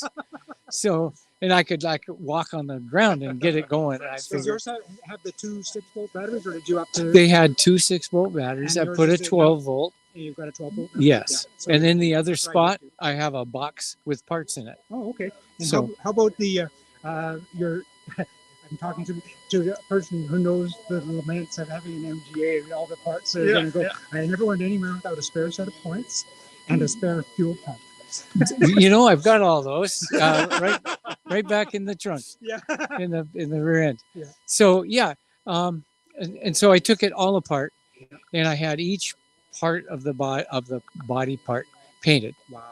And I had the frame reworked and re-straightened, and every part there's nothing on the car that Look at that front panel. Mine had the telltale bent, so you must have got a replacement one from Moss. I did. Exactly. Yeah. So there it is. The other one was no good Yeah. anymore. And so, and the Moss Motors replacement grill. I'm surprised you don't have the cow catcher that I had to prevent mine. I went through 3 grills. And you park it on the street and somebody backs right through it. Well, that's happened before. Yeah. Because this front end I replaced this whole front end piece. And I paid $35 for that piece. Yeah. So that was a nice bonus. Yes. And so, yeah, I had every piece painted individually over 4 years. Yeah. And it all seems to match. Look at that. And assembled perfectly and correctly without hunting. well, I hope so. I tried. You've seen so many MGAs and they're just splash painted. Yeah, It's just I know. like, no. We did a nice job. Did you do this all yourself? I did not do the spray paint. But you didn't go down to Octagon Motors to get them doing it again? No, I did it with a guy that I know. Okay. And it's not his real job, but he did each piece as I brought him the piece after getting the dents out and stuff. Then he would say, I'd say, well, paint this. And he said, well, it's not ready yet. And so, so I take it home and sand on it some more and then bring it back. And he'd say, well, you know what? It should be sanded a little more. And so finally he'd go, yeah, I think I can paint this now. And so he'd paint it, and then I take it home, put it up in the bedroom. And pretty soon all the parts were there, and I started putting it back together. So I had, that's an MGB engine. Yeah. And so, mine has the MGB engine too. And is that the original radiator? Yes, it is. Yeah. And the reason why you see some hairline cracks is because the guy painting it was me. And I didn't wait long enough for my skim coat to dry before I painted it. And then I clear coated it and then it cracked because it wasn't cured yet. It's gorgeous. It's called patina. Yeah. Okay. That's patina. okay. Well, sure. So Look at this is what a tonneau cover is supposed to look like. Well, I had to put on. My wife said she didn't want to ride in it if it didn't have safety harnesses. Yeah. So you put those. So I was good. You attach them to it. Well, that's another thing. There's a little. You can buy them online by somebody. I forget who now, but yeah, I attached them back underneath the cowling here. So yeah. So, well, you know what? I thought it was going to be chilly today, but it wasn't. So, I'm tearing it but weather looks brilliant, I have to say. Well, yeah, it looks pretty nice. The only thing is you have to start with a cell phone charger. And then you can put it all back together when you start with the cell phone chargers. Exactly. So I started with that, and then I started putting it all back together. We bought a kit. I had a kit, and I put the seats together. And you did this all yourself? Yeah. Good for you, man. Yeah. Great job. Yeah. So, and then it turns out. I have a 5-speed. I put a 5-speed in it. Yeah. From a T9. Yeah. Out of Is that a manual gearbox here, or? Yes. Yeah. Pavio 5-speed manual, and I just put new gears in the rear end. Yeah, I did that too. I put a 3.9 instead of it had a 4. Yeah, but mine had a 3.9 too. 4.3, I think, is what was in there before. My pinion gear gave way, and I just didn't have a choice. So yeah, 3.9 would be better in that. Yeah. Yeah. So it does work much better. And I got to be frank with you. I love the 1959. The lines and the taillights are so nice. Yeah. I mean, I don't mind the Mark IIs, or the twin cams are awesome. Yeah. But, Well, if I had the Mark II, which you see in that beautiful car there, I would probably put the undermount mini taillights from a Mini Cooper, just like a 63 Mini. I'd probably put those here and do away with it because I don't care for those particular ones. God bless the good guys at Morris Garages, but those taillights just don't speak to me. Yeah. Well, you can probably see them better. Yeah. But that's about it. So anyway, this was my first trip. out here to BC. Your From first trip to be seen. Wow, what? yeah, so amazing. Well, this is from amazing. You came Seattle. up from Washington, obviously. As I said, Yeah. guys, this is a big thing. The ABFM is not just a local thing. People come from Alberta, from Saskatchewan, from the Pacific Northwest. It's a real deal. Well, in 1963, I had a 57 MGA. Yeah. In 1963, and this was the license plate, the identifier plate from that car when I lived near Bremerton, Washington. And I thought, well, now instead of hanging it in my garage, I think I'll just put it on this car. So it's identified as this now. Wow, that's so there it is. I can say this because we got to do some wandering, but I wanted to say thank you for spending some time. Oh, with sure, us. sure. Thank you, sir. Thank you very My name is much. Jim. All right, Thank Jim. you very much. Lovely car, lovely car.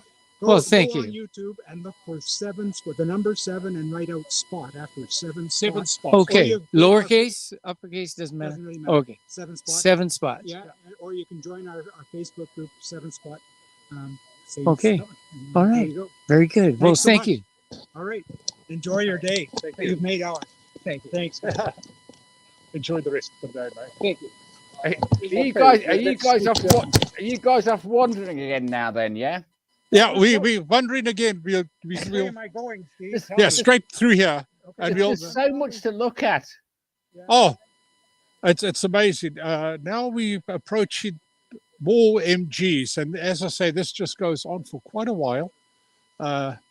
Every flavor you want, and as we get down, you'll see some of the oldies. Yeah. Yeah. You might see me at the end then. Ah, the oldies. Yeah, I'm old. Yeah. I wonder if Liam and Catherine, my son, and his wife are Uh-huh. Well, now we're in the tea section. That's nice. the- That is very nice. yeah. Which one? The The red TD? one. Yeah, Oh, the red TD one. Yeah, Mark II. Yeah. yeah. There are normally some really oldies. I haven't seen those yet. Oh, TFs. Yeah.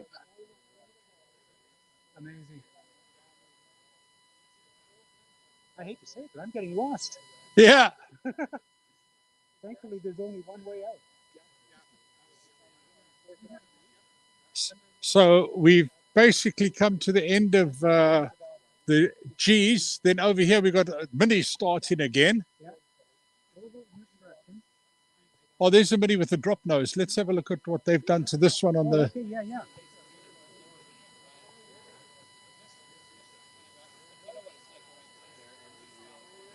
I thought for a moment it would have been part of the Binky project. Yeah. I've been, But no. I've been following the Binky project. Yeah. Well, they've got the drop nose on it, but I think the wiring could do with a little bit of a touch up. You're going to have to touch them, John, and ask them You for a haven't walk seen around under at my Binky. dashboard. My God.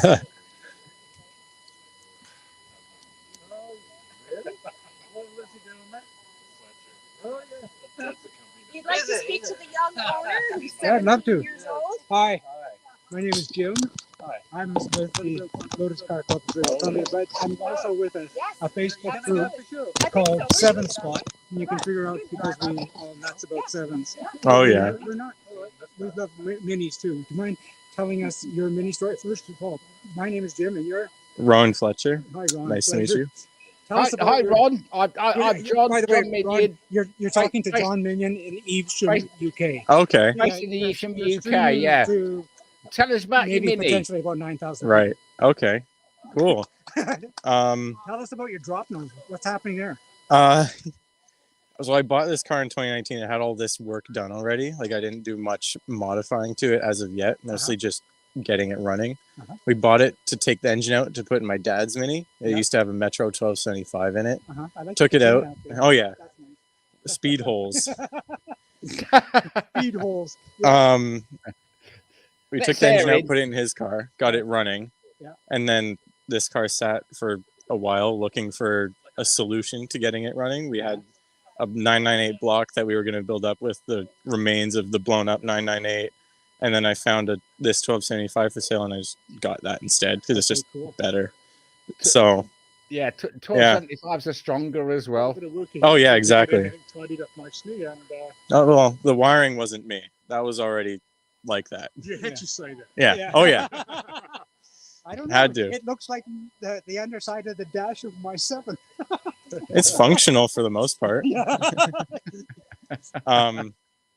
Yeah. So we got it running in October. So like almost exactly 3 years after getting the car. Yeah. And then That's a good month going. ago, got it on the road.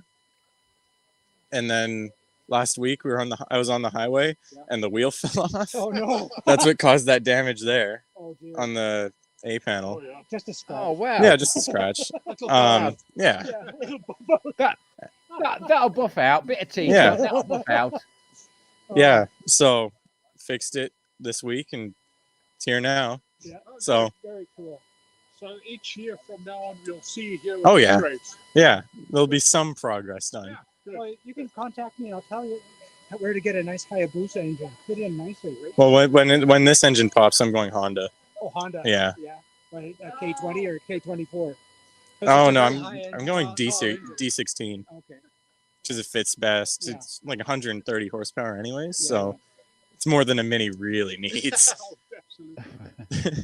Yeah, that would be rapid. That would be rapid. Oh yeah. Yeah, that's the plan. Yeah. Well, sir, I'd like to say thank you so much. No problem. Enjoy your day. You too. You're getting a lot of people. Yeah, thank you. Coming to pay a visit. All right. Cheers again. You too. Cheers. Hi, lad. How are you? You good? I'm connected. Just one moment, sure. How you doing? Good. Hey, he's disappeared. Steve's disappeared, and I'm just going to do a wandering solo, and you're going to have to listen to me.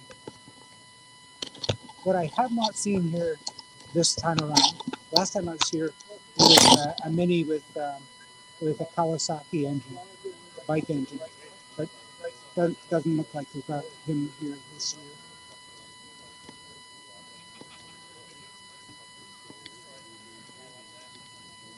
Holy crikey, guys. It must be midnight over there. What time is it?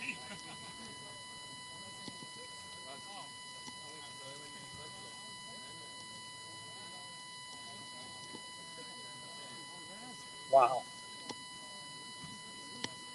Jim, your video feed's a little bit blocky, but it's coming through okay. What is that? That looks gorgeous. Doesn't that? That's what we call shiny. Lots of silicone. And look at those lights. Those are the ones I want for my 7. Yeah. LED. Yeah. Yeah. Fabulous. Who's the owner here? I gotta find the owner. Are you the owner? The owner? You are? No. No, too bad. I'll point you towards the owner, though. The owner's name is Nadir. Nadir? He's sitting over there. All right. He's the guy just about to take a drink there. Oh, yeah. Nadir? Those headlights, Cool. LED with the halos on them as well, it looks like. Yeah. Thank you so much. No problem. Hey, You're welcome. enjoy your sandwich and enjoy your day. All right. Take care.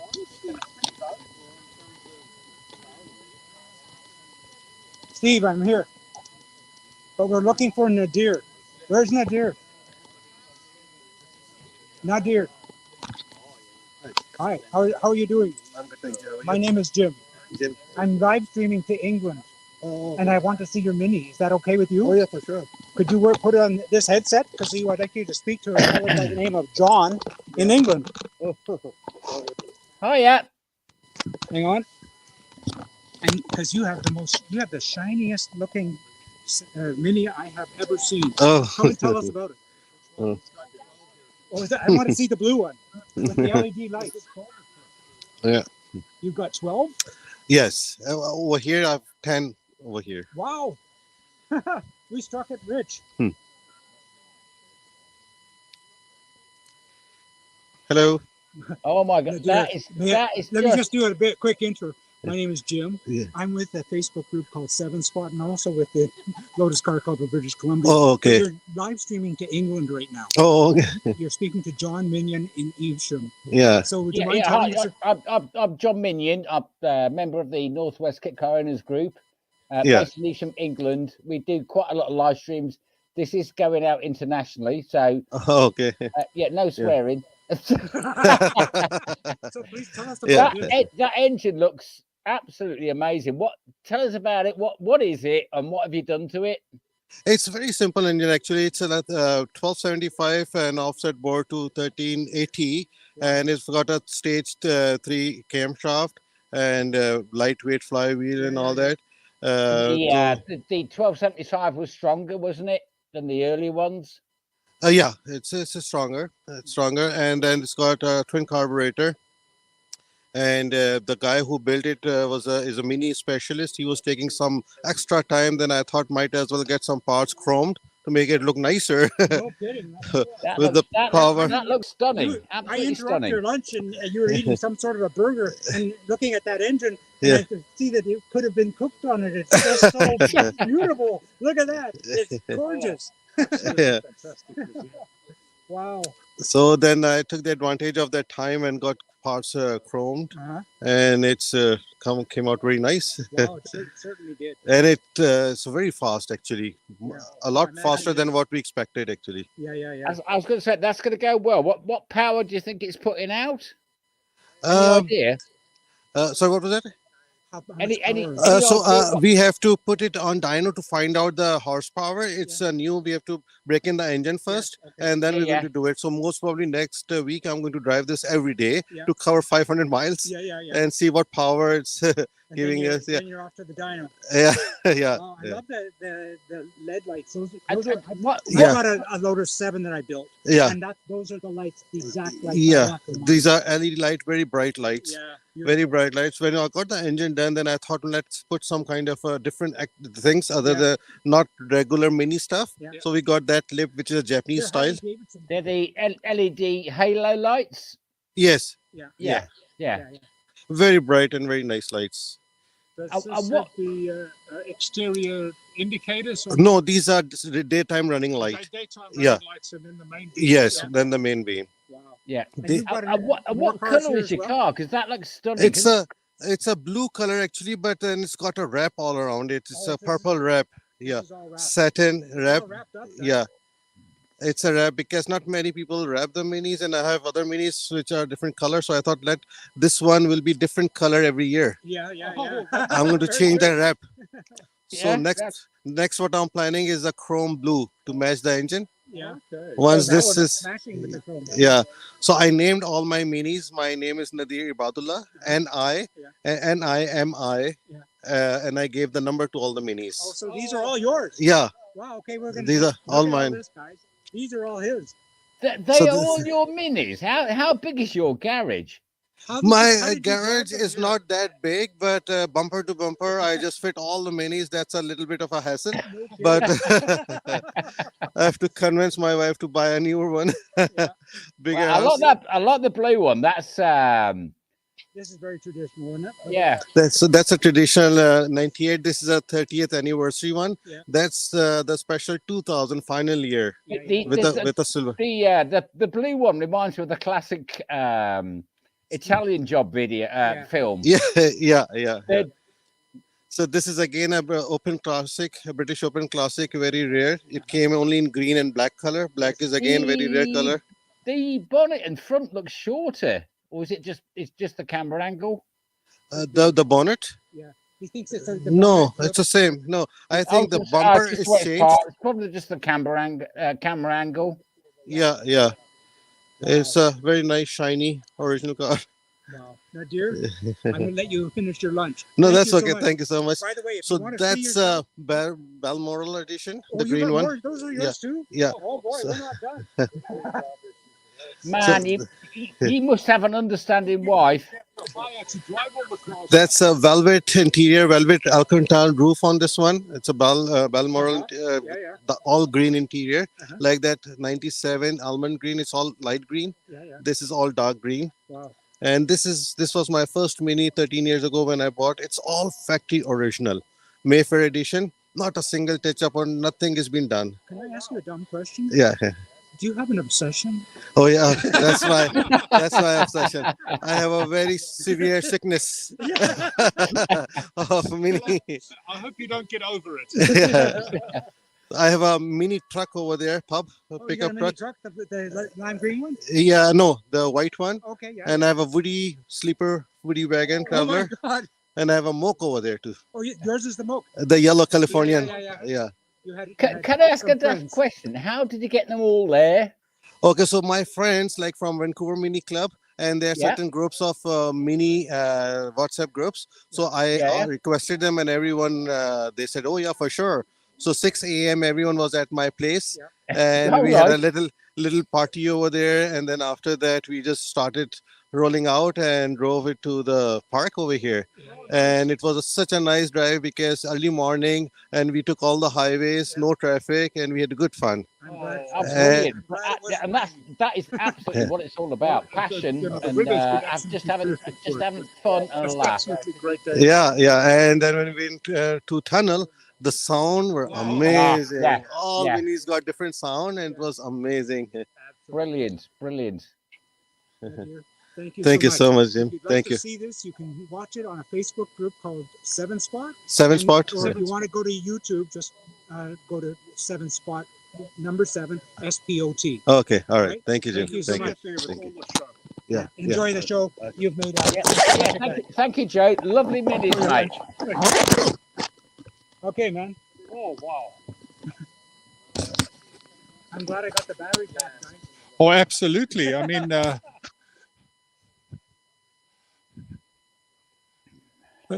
John, you said this is going to be epic. It's more than epic. I can't believe the sheer number of cars and the depth and makes of them. it is quite amazing, and you just don't see them all. You keep looking around. Oh, I didn't see that one. Oh, look at that one. Yeah. I mean, the probably the best way for me to ask the question is Rovers. We haven't seen any Rovers. Sorry, what did you say? I was going to say, probably for me, the best question to ask is, what cars aren't there? Indeed, yeah. You know what I mean? Everything seems to be there. Yeah. And of course, there's got a brass band playing. Yeah.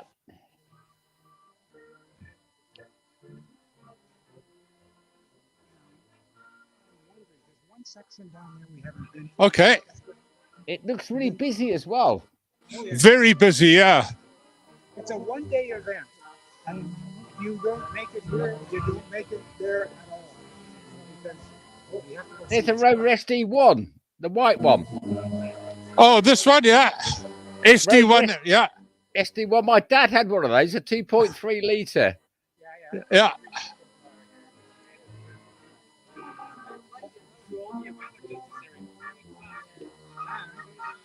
Just around the road over there.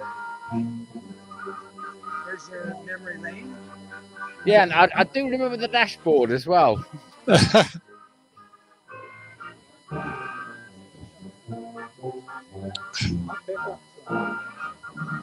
Store 83W10.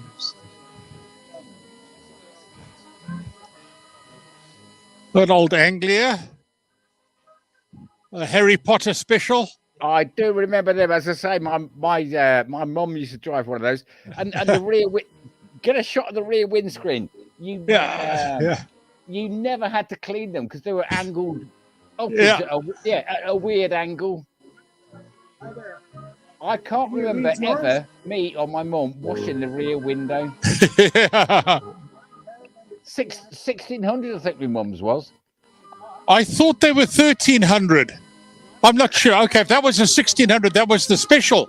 Yeah, I can't remember. I don't be in mind it was a 1600, but every year being in the UK, I had to go in for welding. Welded. Oh, goodness. I'm going to pass this over to Dave. He's going to tell us all about his car. You're live streaming to John Minion in the United Kingdom. Okay. Yeah. John, I'd like you to speak to David Hollis. Hiya, Dave. How you doing? Hi, John. I'm doing fine, thanks. How are you? Great. Tell us about your car. Well, it's a 65 Anglia Super, which I found completely by accident. I wasn't even looking for one. I can tell you now, my mum used to run one of those. I'm based in the UK, and this is going back into the 80s. lovely cars, no seat belts, no nothing. The rear windscreen we never ever had to clean because of the way it's angled. That's right. Yep. Yeah, great cars. And I've got in the back of my head it was a 1600, but I may be mistaken. No, this is a 1200. Yeah. Yep. And yeah, but as I say, I found it the way it is. The bodywork was all done by students under the supervision of a body shop, and it's all been mechanically done. You can eat off the underneath of the car. It's a fun little car to drive. All original upholstery. I have all the paperwork from the original selling dealer in Victoria, BC. So you've come over from there? No, I live in Pitt Meadows, just outside Vancouver here. And it's generated a lot of interest. I see a lot of people coming around today and their faces light up when they see one. It's nostalgia. It takes us all back. Yep. And if you haven't been back, you want to go there. Yep. Yeah, and obviously Harry Potter made it famous as well. Yes. But so many people have, been involved with an Anglia at some point in their life or other. And I was talking to a fellow there this morning, and he says, "Yeah, I had one. I drove it into the side of a train." I'm like, how do you miss that? But how come you're still here? Yeah. No, it's a great little car. We've got a good show, good turnout today. It's weather has finally picked up. Yeah, I was going to say the weather looks brilliant, which is why you got obviously weather dependent on any car show. So yeah. Mm-hmm. Amazing. So you bought this as a restoration project? No, I bought it basically as is. Yeah, as is. As is. And then you had students do the. No, that was all done. Oh, it was all done. Yeah, Oh. I went to look at the car. I was local.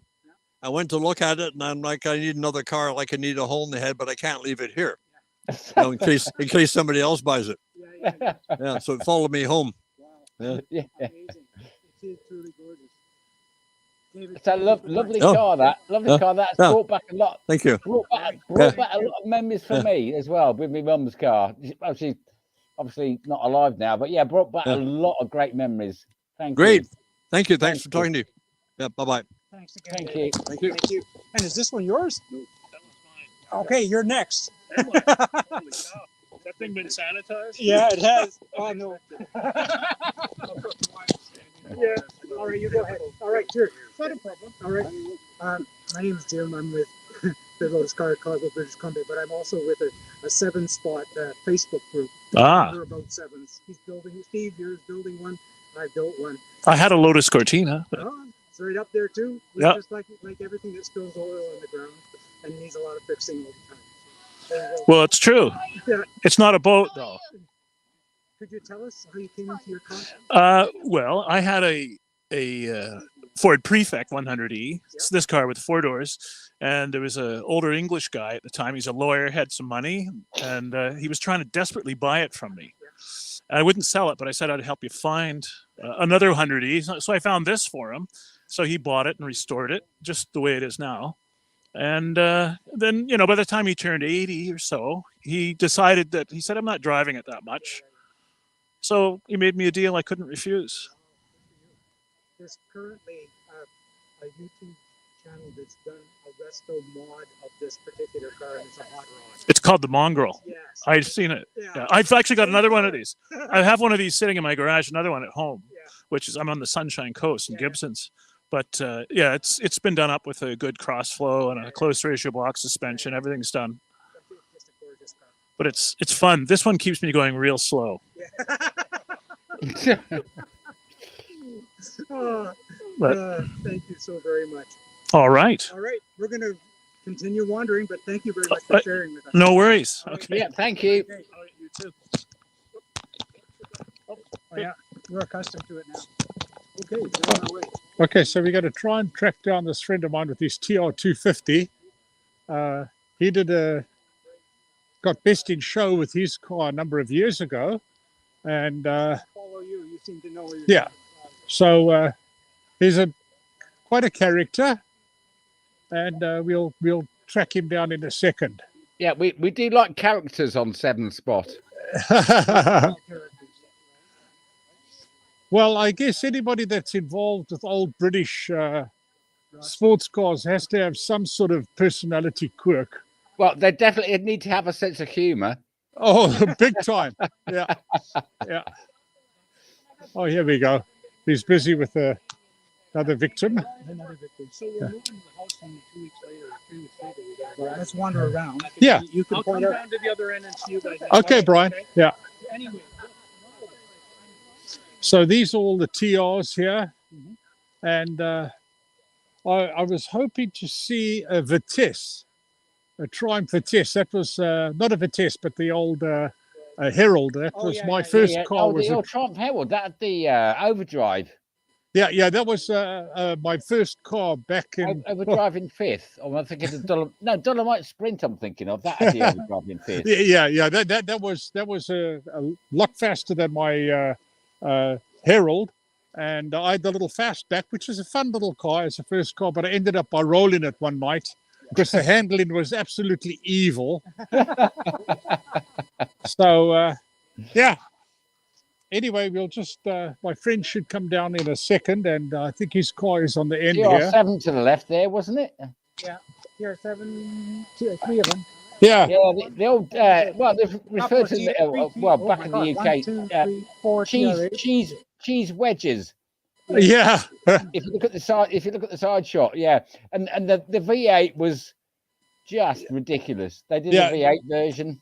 There's one over there, a 3.5 litre Rover V8. Yeah. That's and that's never going to work. That's never going to work on this. Yeah. So this is this is my friend's TR 250, and he's going to come over and give us a chat about the car in a minute. Yeah. Oh, And brilliant! This is the best in show car. Yeah. A few years ago. Yeah, he got best in class when he first showed it a couple of years back, and here he comes now. Restoration that he did. Well, we'll speak to him later. I guess it's a restoration that he did because that looks absolutely immaculate. Yeah, no, it's in great shape. Anyway, here it is. This is my friend. You do the intro. I'm going to pass these ones over to you. You pass the headset over to him. Okay. And I'm just going to be the driver of the camera. Oh. My name is Jim. Hi, Jim. I'm Brian. Hi, Brian. Nice to meet you. Pleasure meeting you. Are you in the Lotus Club? I am. I presented here 4 years ago. I built a replica with a Hayabusa engine. Super stuff. Yeah, that's how you know this guy. Yeah. This is our 18th anniversary. I was presenting. He strolls up and says, "I'm building one of these." He's still building it. Well, a good friend of mine. Put your headset on. A good friend of mine is here with his MGTC. Yeah. But he had a Europa. He sold it. He's in the Lotus Club. He's got a Elan Plus 2 coupe, just like the blue in there, but he hasn't got it here today. Pardon me. Anyway. Okay. Why don't you do the intros?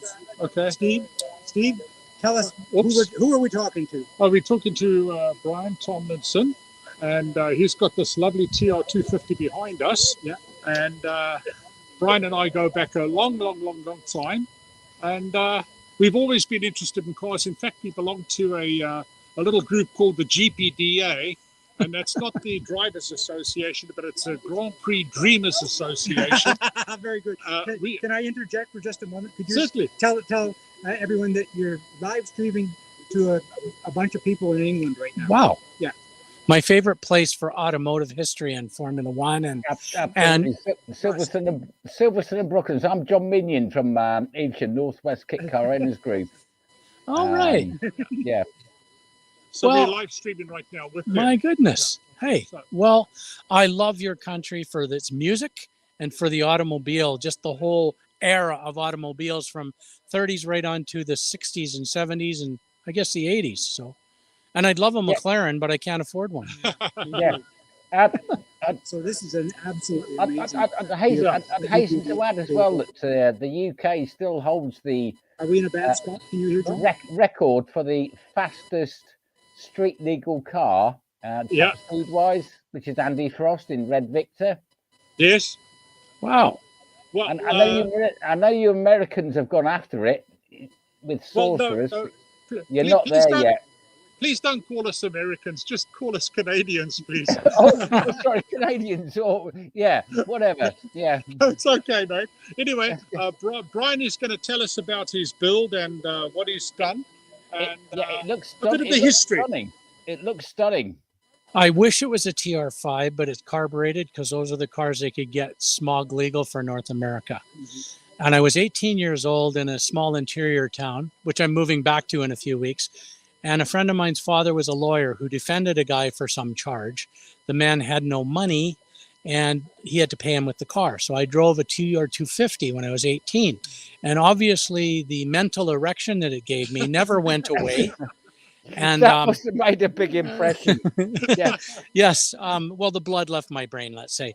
Anyway, and don't know where I it always wanted one of these. I had a TR3 to begin with. When an opportunity came up to buy this car, it was in a dry state, so there was no rot or rust in it. But the funny story is that this car did not come with an overdrive, which it now has. I've had it 28 years. It did not. That's manual gearbox overdrive in fifth, Yes. yeah? Right. Actually, second, third, and fourth. So then there's a Really? because it's an A-type overdrive. The Surrey top never okay. came with it, but this red car is a TR4 beside us. At the time, I had to buy this car to get the Surrey top, which wasn't ever on this red TR4, but is now fitted to my TR250. So a car guy does what he's got to do to make his hobby. So this is 28 years of love and joy, and I built this car to tour in. I've just done 1,200 miles on an interior tour with 80 other classic cars. Last weekend, I finished. It's called the Spring Thaw. The decals on the door. In a couple of weeks, I'll be going out in the boys' run in the Triumph Club for another 1,000K. And then I'll probably do about 5,000 miles in this car this summer because I love living in it. So The TR250 is just the most classic of the lines. I love it. I just love the TR250. I still kind of love it after this many years, 28 years of ownership. So Can we have a close-up of the engine? Because that looks absolutely immaculate. He wants a close-up of the engine. You do that, I'll do this. Okay. Yeah. I'm going to talk to John in England. Wow, look at that. There you go, John. There you go, John. Last weekend, it wasn't nearly so clean. There was dirt in places I didn't even know I had places, but I managed to clean it up. Absolutely gorgeous. I'll just get a shot of the door here so you can see the Spring Thaw? The Spring Thaw, yeah. So this car was visiting with Saab Sonnets, a couple of TR6s, a Volvo 123 GT, a replica of a Porsche 904 GTS, a number of 911s, an MGB or two, 80 cars in total. Some Corvettes were allowed to come. I don't know why. Neither do I. Anyway, but it was an awful lot of fun, and I will do it every chance I get. So absolutely, yeah. Fabulous. I wouldn't mind having a low cost or a Lotus Super 7 with a Hayabusa engine in it either. Definitely go. Somebody's got one, but he'll never get it done. If you look at it, if you're looking at a 7, I mean, we rode bikes. I didn't pass my car test until 24. Always rode bikes. And we've got an MK with an R1 engine in it, and it is absolutely mental. Yeah. So, yeah, if you're looking at a 7, definitely go the bike engine route. Yeah. And this was a dry carbon. Yeah, the only rust replacement is one of this piece on the other I side. had a TR6 and mine just all gave up the ghost. This here. car spent a lot of time in storage, and then I was ill, and the car was in paint, not reassembled, and I began to realize, okay, I'm going to die. This car isn't going to be put together. So about 9 years ago, I put it back together. Been driving it ever since, after it sat in paint for 8 years. And anyway, it's been a lot of fun. Hopefully it will carry me another few thousand miles. And by the way, Steve and I have known each other for over 20 years, I think. 20 years. Oh, this is our 18th anniversary. Yeah. I mean, the GPDA has been going for 35 years. Okay, so it's 35 years because we worked together before that. So there you go. So I anyway, want to say thank you on behalf of our Facebook group, which is called 7 Spot, which Steve is a member of. We did a live stream with him. Yeah, and we had on YouTube. Just go for 7 Spot. Yeah, okay. Then you get to watch yourself. YouTube channel as well. But that is a stunning car. Lovely. I'm really liking that. The Jaguar Lister. Thank you. Yes, I have. That's amazing, isn't it? It's nice. Amazing. Very nice. Thank you again. There's some lovely stuff. Thank you for the opportunity, Jim. Oh, no. Thank you, Steve. All right. Say hi to Tina. Take care. All right. Bye-bye. Thanks again. Appreciate it. All right. And this is the gentleman that you sold Yes. this one to. Yes, and he knew He's that our the- next victim. Yes, he is. And John will help you out. This car is beautiful. John, my name is Jim. That's easy to remember. Jim and John. Jim and John, yeah. How are you? Yeah, very good, thanks. I happen to be with the Lotus Car Club of British Columbia, but I'm also an administrator for a Facebook group called Seven Spot because we're crazy about sevens. Jim, I'm nipping for a cigarette. I'll be back in 2 minutes. All right.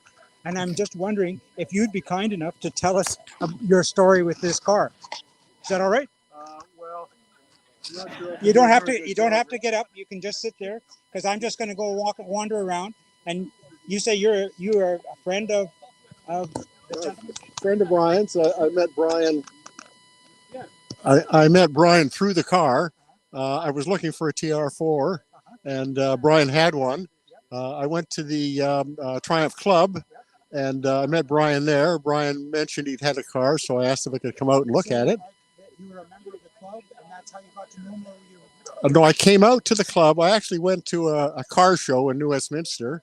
I saw a fella there in the Triumph Club. They were represented at that show, and he told me about the meetings, what they were. So out I went, and I met Brian there, and told the meeting that I was looking for a TR4, and Brian indicated that he had one. So I went out. It is amazing. Well, it was a little different. TR4. I had a TR6, and I love the red, and I just love that it's in such pristine condition. Well, it was a project that I bought from Brian. I was looking for something to put together, and that's what Brian had. So I went out and looked at it, and then actually spent the next. It was close to 5 years actually putting it into its current condition. Look at the red walnut. Is that original? No, that's not original. I got the original was actually a homemade. A homemade. We've seen those. And it wasn't, I would say, in pristine condition. Yeah. So I replaced that along. I took every bolt apart in the car and put it back together again as we restored those pieces. That's what happens. That's what happens, yeah. So it took me considerably longer than what I had intended. I had not intended to do that when I started with the car, but that's what I ended up with. So it was a fun job. It took a number of years to get it done. And On behalf of myself and Seven Spot, I want to say thanks and enjoy your day. oh, thank you. All Thank right. you very much. Thanks again. You bet. Thank you. Are you still working or is this your hobby? I'm not working. This is your hobby? This is, I don't know what you can call it, a hobby. It keeps me, the honest truth is when the pandemic hit, when the plague hit, I kind of like you, we like to get our hands and keep busy, but I couldn't do it. I'm stuck, right? So I just started live streaming. Do you know, is there a guy in the world called Kurt something? Yeah. Silver? Yeah. He did this prank phone in his Oh, he setup. did. Yeah, he's got the Hayabusa in his. Yeah. Yeah. His daughter is dating Dave Ford, who is the guy that comes up with this prank phone. Oh, okay. And he's got a job now with Heidi as Haggerty as their North American events coordinator. So he's off in the Tatons right now touring. He's got a beautiful air-cooled bug, 2.1 liter. He's making about 140 horse. He's got another rally bug, similar, 68, 70 vintage, and a 58 Volkswagen that he is running, I think, another 2.1 liter in there. Plus, he's got a DeLorean, and he's got a few different cars. He's got a few toys. Yeah. Anyway. Anyway, Well, Brian, we're going to carry on. Yeah, we're going to carry on. But nice thanks to again. meet you again. Yeah, we'll be in touch. Thanks, bud. Cheers, lad. All right. We got to get together. Did you get your prediction? You did. Yes, I got it in at 9:30. Leclerc. Catch you later, Brian. And so it goes on and on and on. John. Are you back with us, John? John left the room. I think so. Okay. Yeah. Well, we still haven't. I guess we're about two. Into the Jag. Yeah, I think we're about 2/3 done now. Oh, sorry, Brian. Did that come up on there? You were recording it. Oh, it's live. Oh, okay. I should put a comment on before we get on to the Jags. Thank you. He's a great guy. He's got a good sense of humor. Oh, he's got a wicked sense of humor. So at the moment, we've got Jaguars that side, and then there's the Morgans over there. Yeah. Oh, let's have a look at them. Come have a look at the Morgans. Okay. Oh, Morgans, sure. John's back. How's Yeah. the washroom, John? Well, John, I was just about saying that we're about 2/3 done now. Oh my God! Yeah, It's yeah. a big, that is a big show. We Oh, don't it's- have anything. We don't have anything like that in the UK, which is a real shame. And I know we don't get the weather.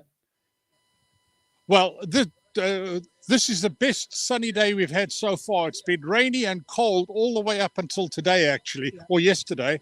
And I think after COVID, everyone's going for it. Do you know what I mean? Yeah. So these are all the modified vehicles now. That's where we saw the Lister Jag. And now we're approaching the Morgans. Here's a Martin Sportster. You might know more about that than we do over here, John. Do you know anything about this? A Marlin Sportster. Yeah, I do like the Marlin. Ken Foster's got a Marlin with a V8 in it, and it's absolutely sounds gorgeous. Yeah. Here we go with the Morgans now. And again, there's wall-to-wall Morgans. That's a good turnout. Yeah, oh, it's an amazing turnout. There's a +8. +8. Just stop us when you want us to get close up. Let's see if we can find a victim. Yeah, we'll. Yeah. Richard Hammond off Top Gear has owned several. Yeah, he's Swears by them. Yeah. He's also got a 3-wheeler. Also a Land Rover that's in bits, apparently. Yeah, because he's just started his tiny cog, I think he calls himself. Yeah. The repair shop. Yeah. Oh, yes. Restoration shop. Yeah. Yeah. Well, obviously, when I can't say sacked, but when they left Top Gear, they're all doing different things, mate, which are quite. They're doing some great stuff. Yeah. I think that he's got his work cut out for him as far as all the competition that he's up against in the UK with restoration companies. Well, he has quite an original jobby. Yeah. This 4+4. This is a 67. 67. Wow, that looks immaculate. Yeah. It looks original. Is that the patina? I think this is Yeah. the patina. Oh no, it's been repainted. Yeah, it has been repainted. Yeah. Wow, and then we got more and more Morgans back there.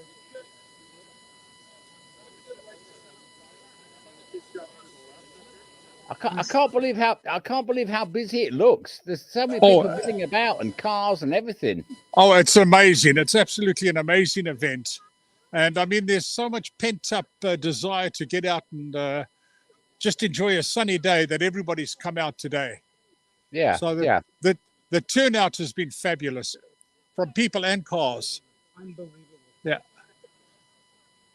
Let's go and see some bikes. What do you think? Oh, bikes, sure. Love bikes. Oh, yeah, show me some bikes. If you can find me an if you can find me an RS125 2-stroke. Okay. Well, my 2-stroke when I was a kid was an item 50cc.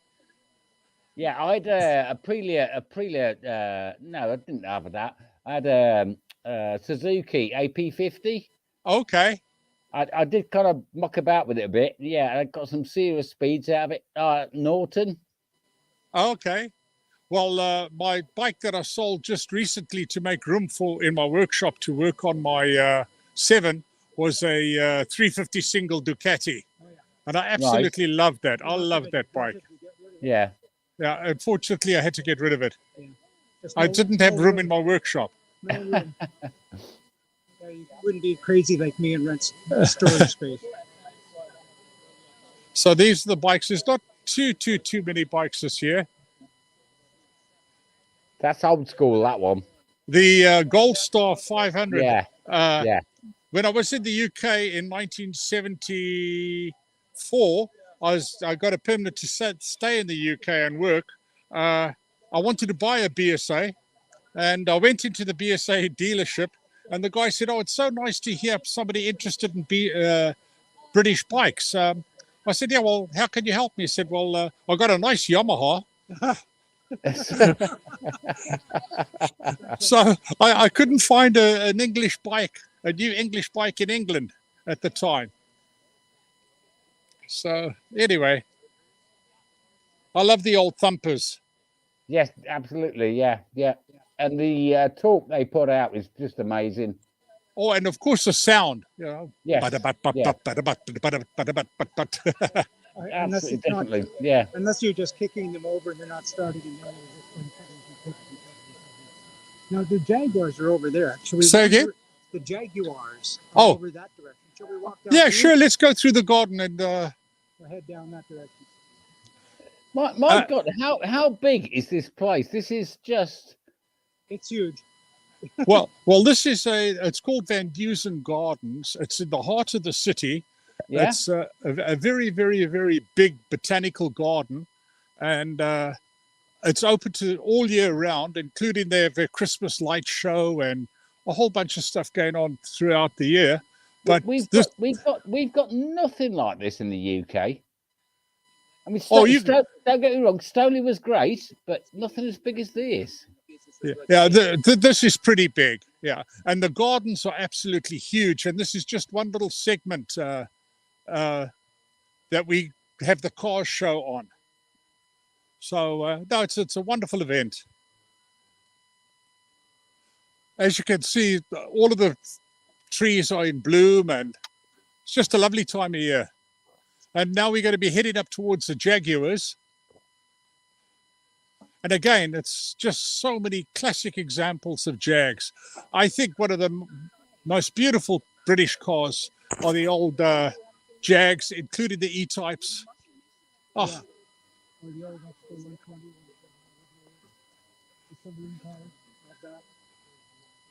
Okay.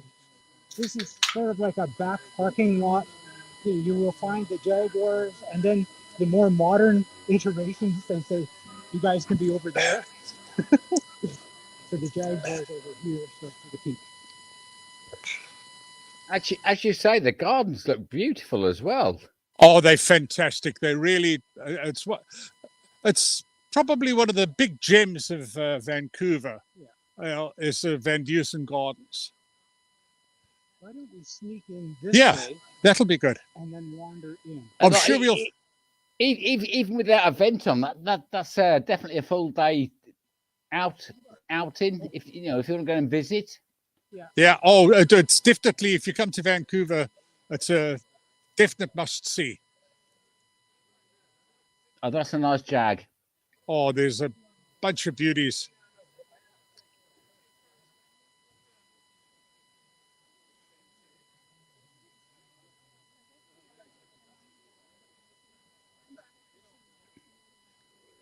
Oh, look at that. I like the way they also car owners put their bonnets up. I wouldn't dare on ours because the wiring mess and stuff everywhere. I keep ours shut. Having said that, it does still all work. Yeah. Oh, that is clean. That is a clean engine bay. Give us a. Oh wow, Jim. Give us a close up of that engine bay. That looks so clean. Wow, look at that.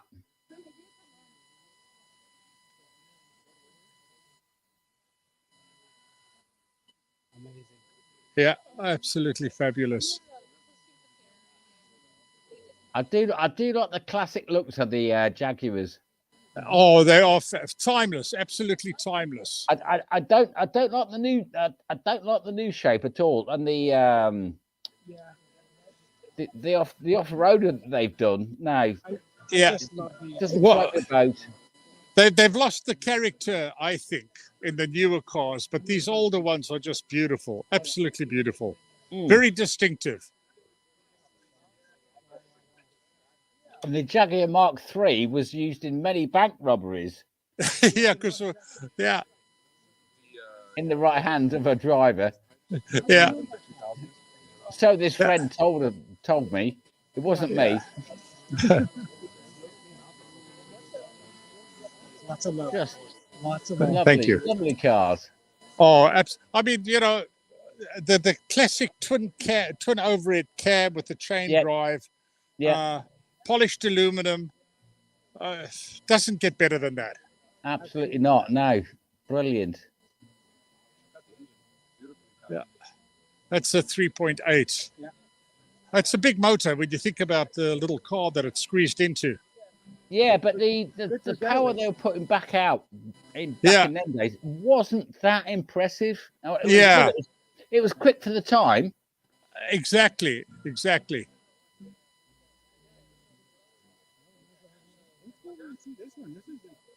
That blue one's nice. Yeah. It looks like it's got quite a bit of history behind it.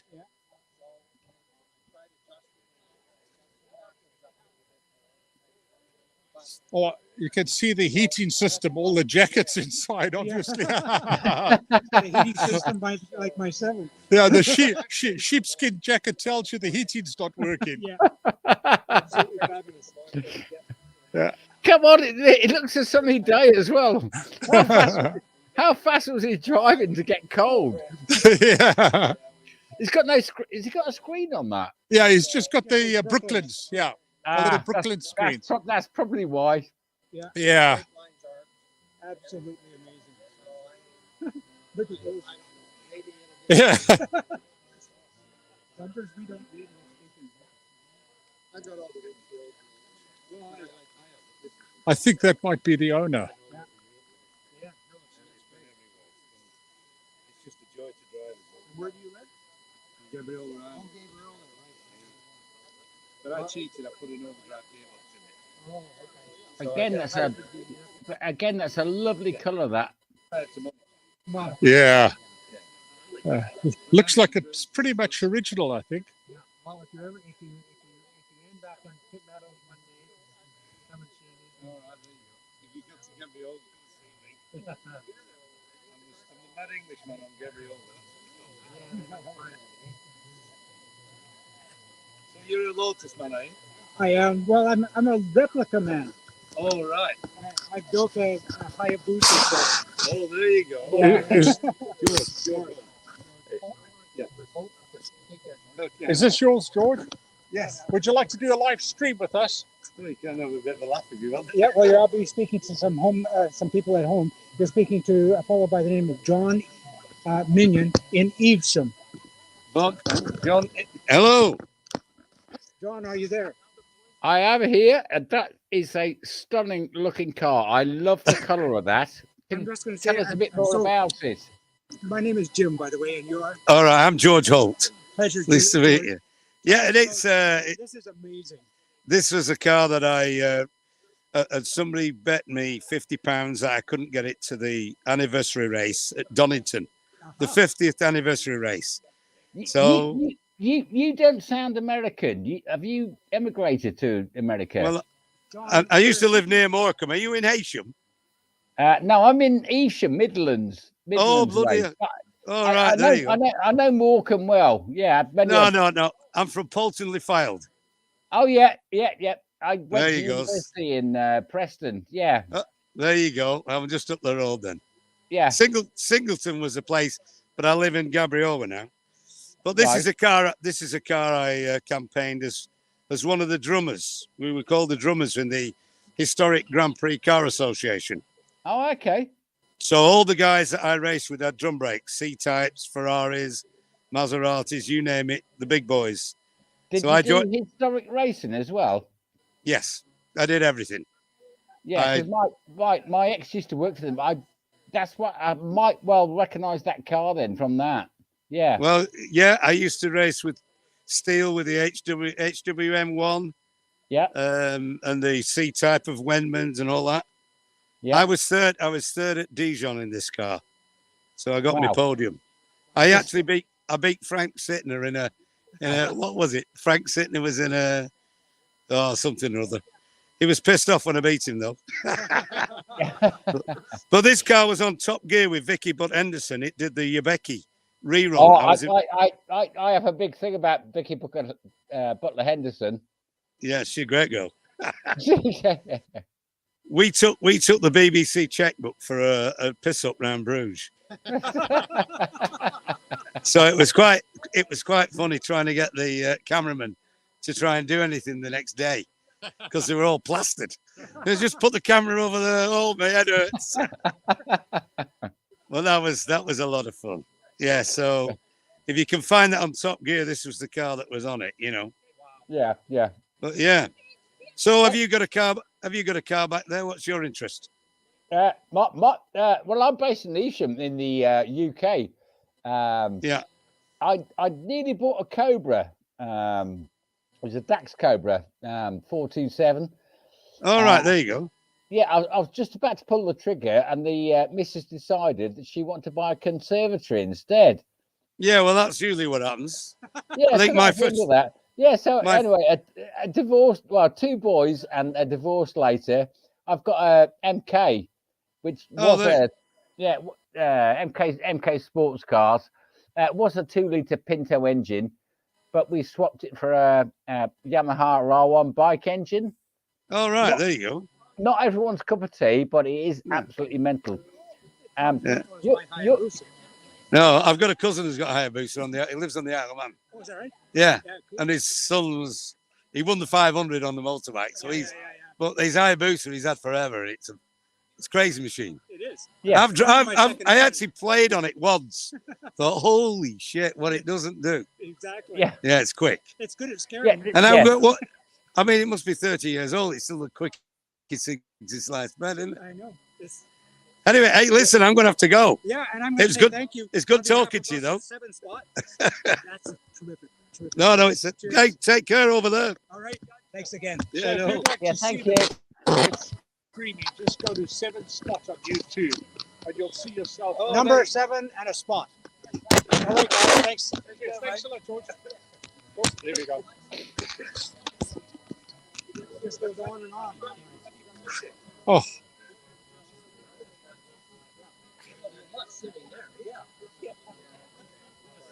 Okay, we can head down this way towards and I think we are slowly working towards the end of all the areas that we've covered. We haven't covered all the cars, obviously. No, but this is the area where you're going to find some novelty cars, and you'll also find some of the more modern cars. And they say, okay, yeah, you can show it, but down over there.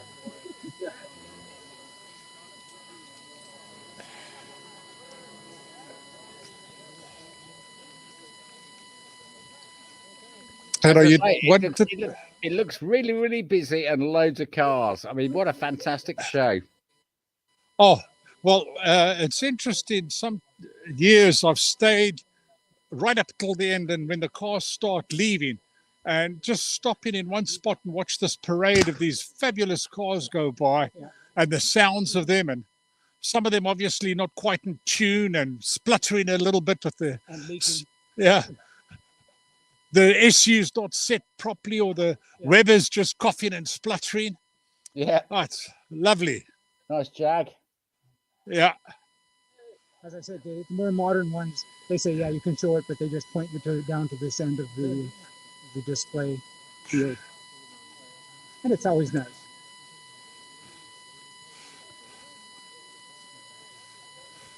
My sister-in-law's got one of these. Lovely. Aston Martin's there. Yes, I did see one Aston Martin. There were a couple up near the MGs, I think. Is that right? I tell you what I like about Aston Martins. They have so got it just right with the body shape and everything. Oh yes. Got another Interceptor. Yeah. Trico power. Oh, they're lovely, but prone to rust, unfortunately. Yeah.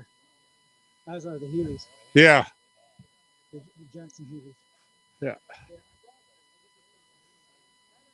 Yeah, it looks like this one's been well treated with rust proofing on the interior. Yeah. What a gentleman's cruiser, isn't it? Oh, it's a Vauxhall Viva. Goodness. Oh my God. We have to come and have a look at That takes me back a bit. I remember those on the road. That's how old I am. Yeah. Oh Wow. Surprised that survived. This may be the first or second one of these I've ever Yeah. seen.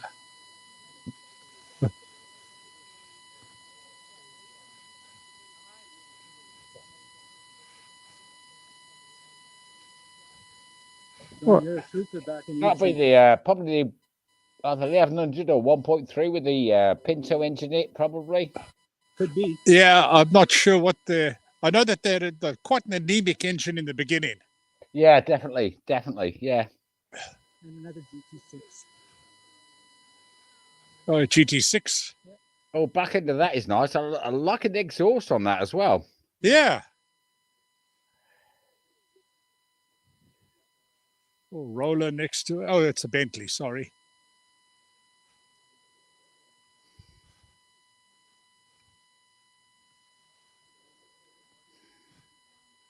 Yeah. I think it was just about. Yeah. Nice Morgan, a newer one.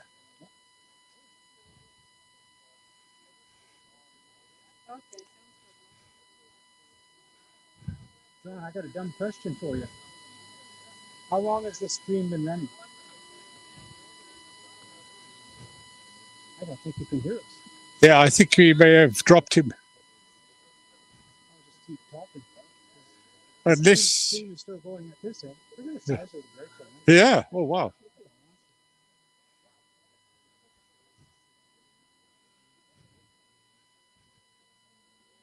Actually, you can see in the Type R here how they've sort of tried to replicate the original shape. Yeah, kind of like the back end of the rear Yeah. windscreen. Yeah. Yeah, they've tried to get that. Jim was asking, how long have we been streaming now, mate? Quite some time.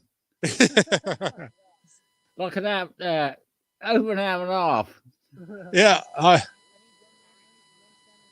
Well, I thought, I think. Be up for some sort of an Oh, award. nice Jaguar E-Type. Yeah. Yeah, Jim's done a stellar job of getting the group going and doing what he's doing and keeping it all going nicely. Absolutely, yeah. And these live streams, I think I like these. Yeah. Oh, these Jags are just absolutely beautiful. That's what you're talking about right there. Yeah. Yeah. That's nice. Absolutely fabulous. That's sex on wheels. I know what car. Well, we're going to go full circle here. What do you think? Let's end up at the Lotus section, not the Loti section, not the Lotus section. Definitely. I think end up at the Locust section. Yeah. Okay. And then we'll put a bow on it. What do you think? Because it's got to be near midnight for you. Yeah, oh, really? Yeah. Well, we got to really look forward to. Oh, here we go. What's that? Yeah. Back at the Lotus section now. I do not look at the clamshells, but I do worry about the aerodynamics of them. I've never driven one with clamshells on. I have no idea. I think that the one is not an awful lot better than the other. I think that if you're touring, it's better to have so you're not being splashed with mud. And you're driving a brick anyway. Yeah. Yeah. How much is your more lift are you going to get by having clamshells? I don't know. I am a fan of the cycle fenders for sure. Yeah, I've got carbon on the front of ours, mate, and they're quite. We've got the Caterham long ones on the front of ours. So it covers more of the front wheel.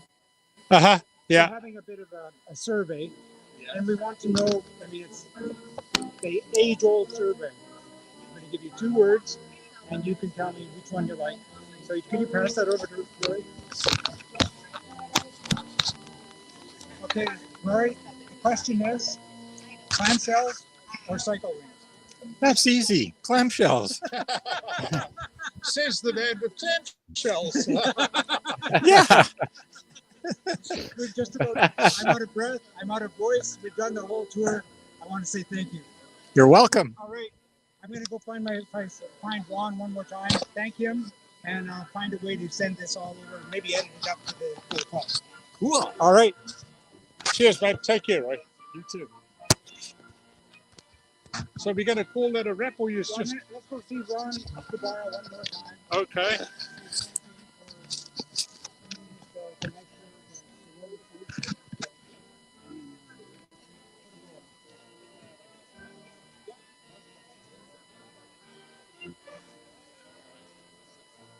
a very tiny event.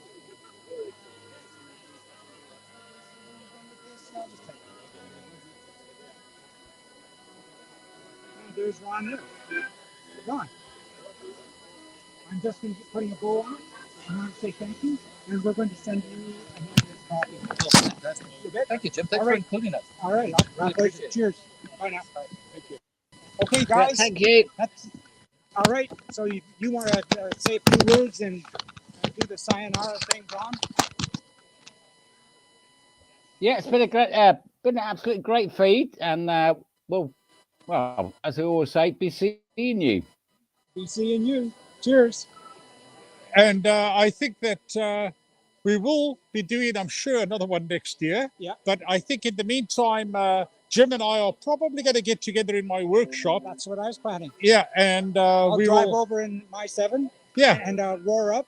I'll spill a bit of oil, and and then we'll talk about it. Absolutely, that sounds great. And thanks a lot for bearing with us, mate. And thanks so much for being the host, John. We do appreciate it. Certainly.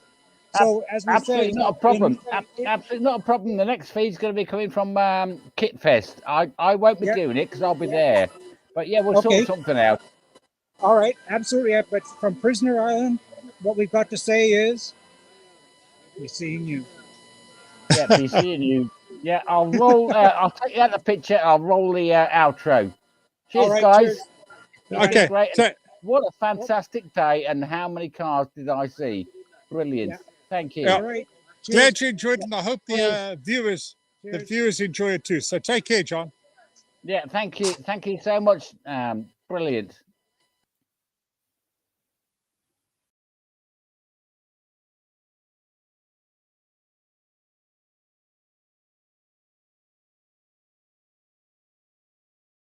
Mm-hmm.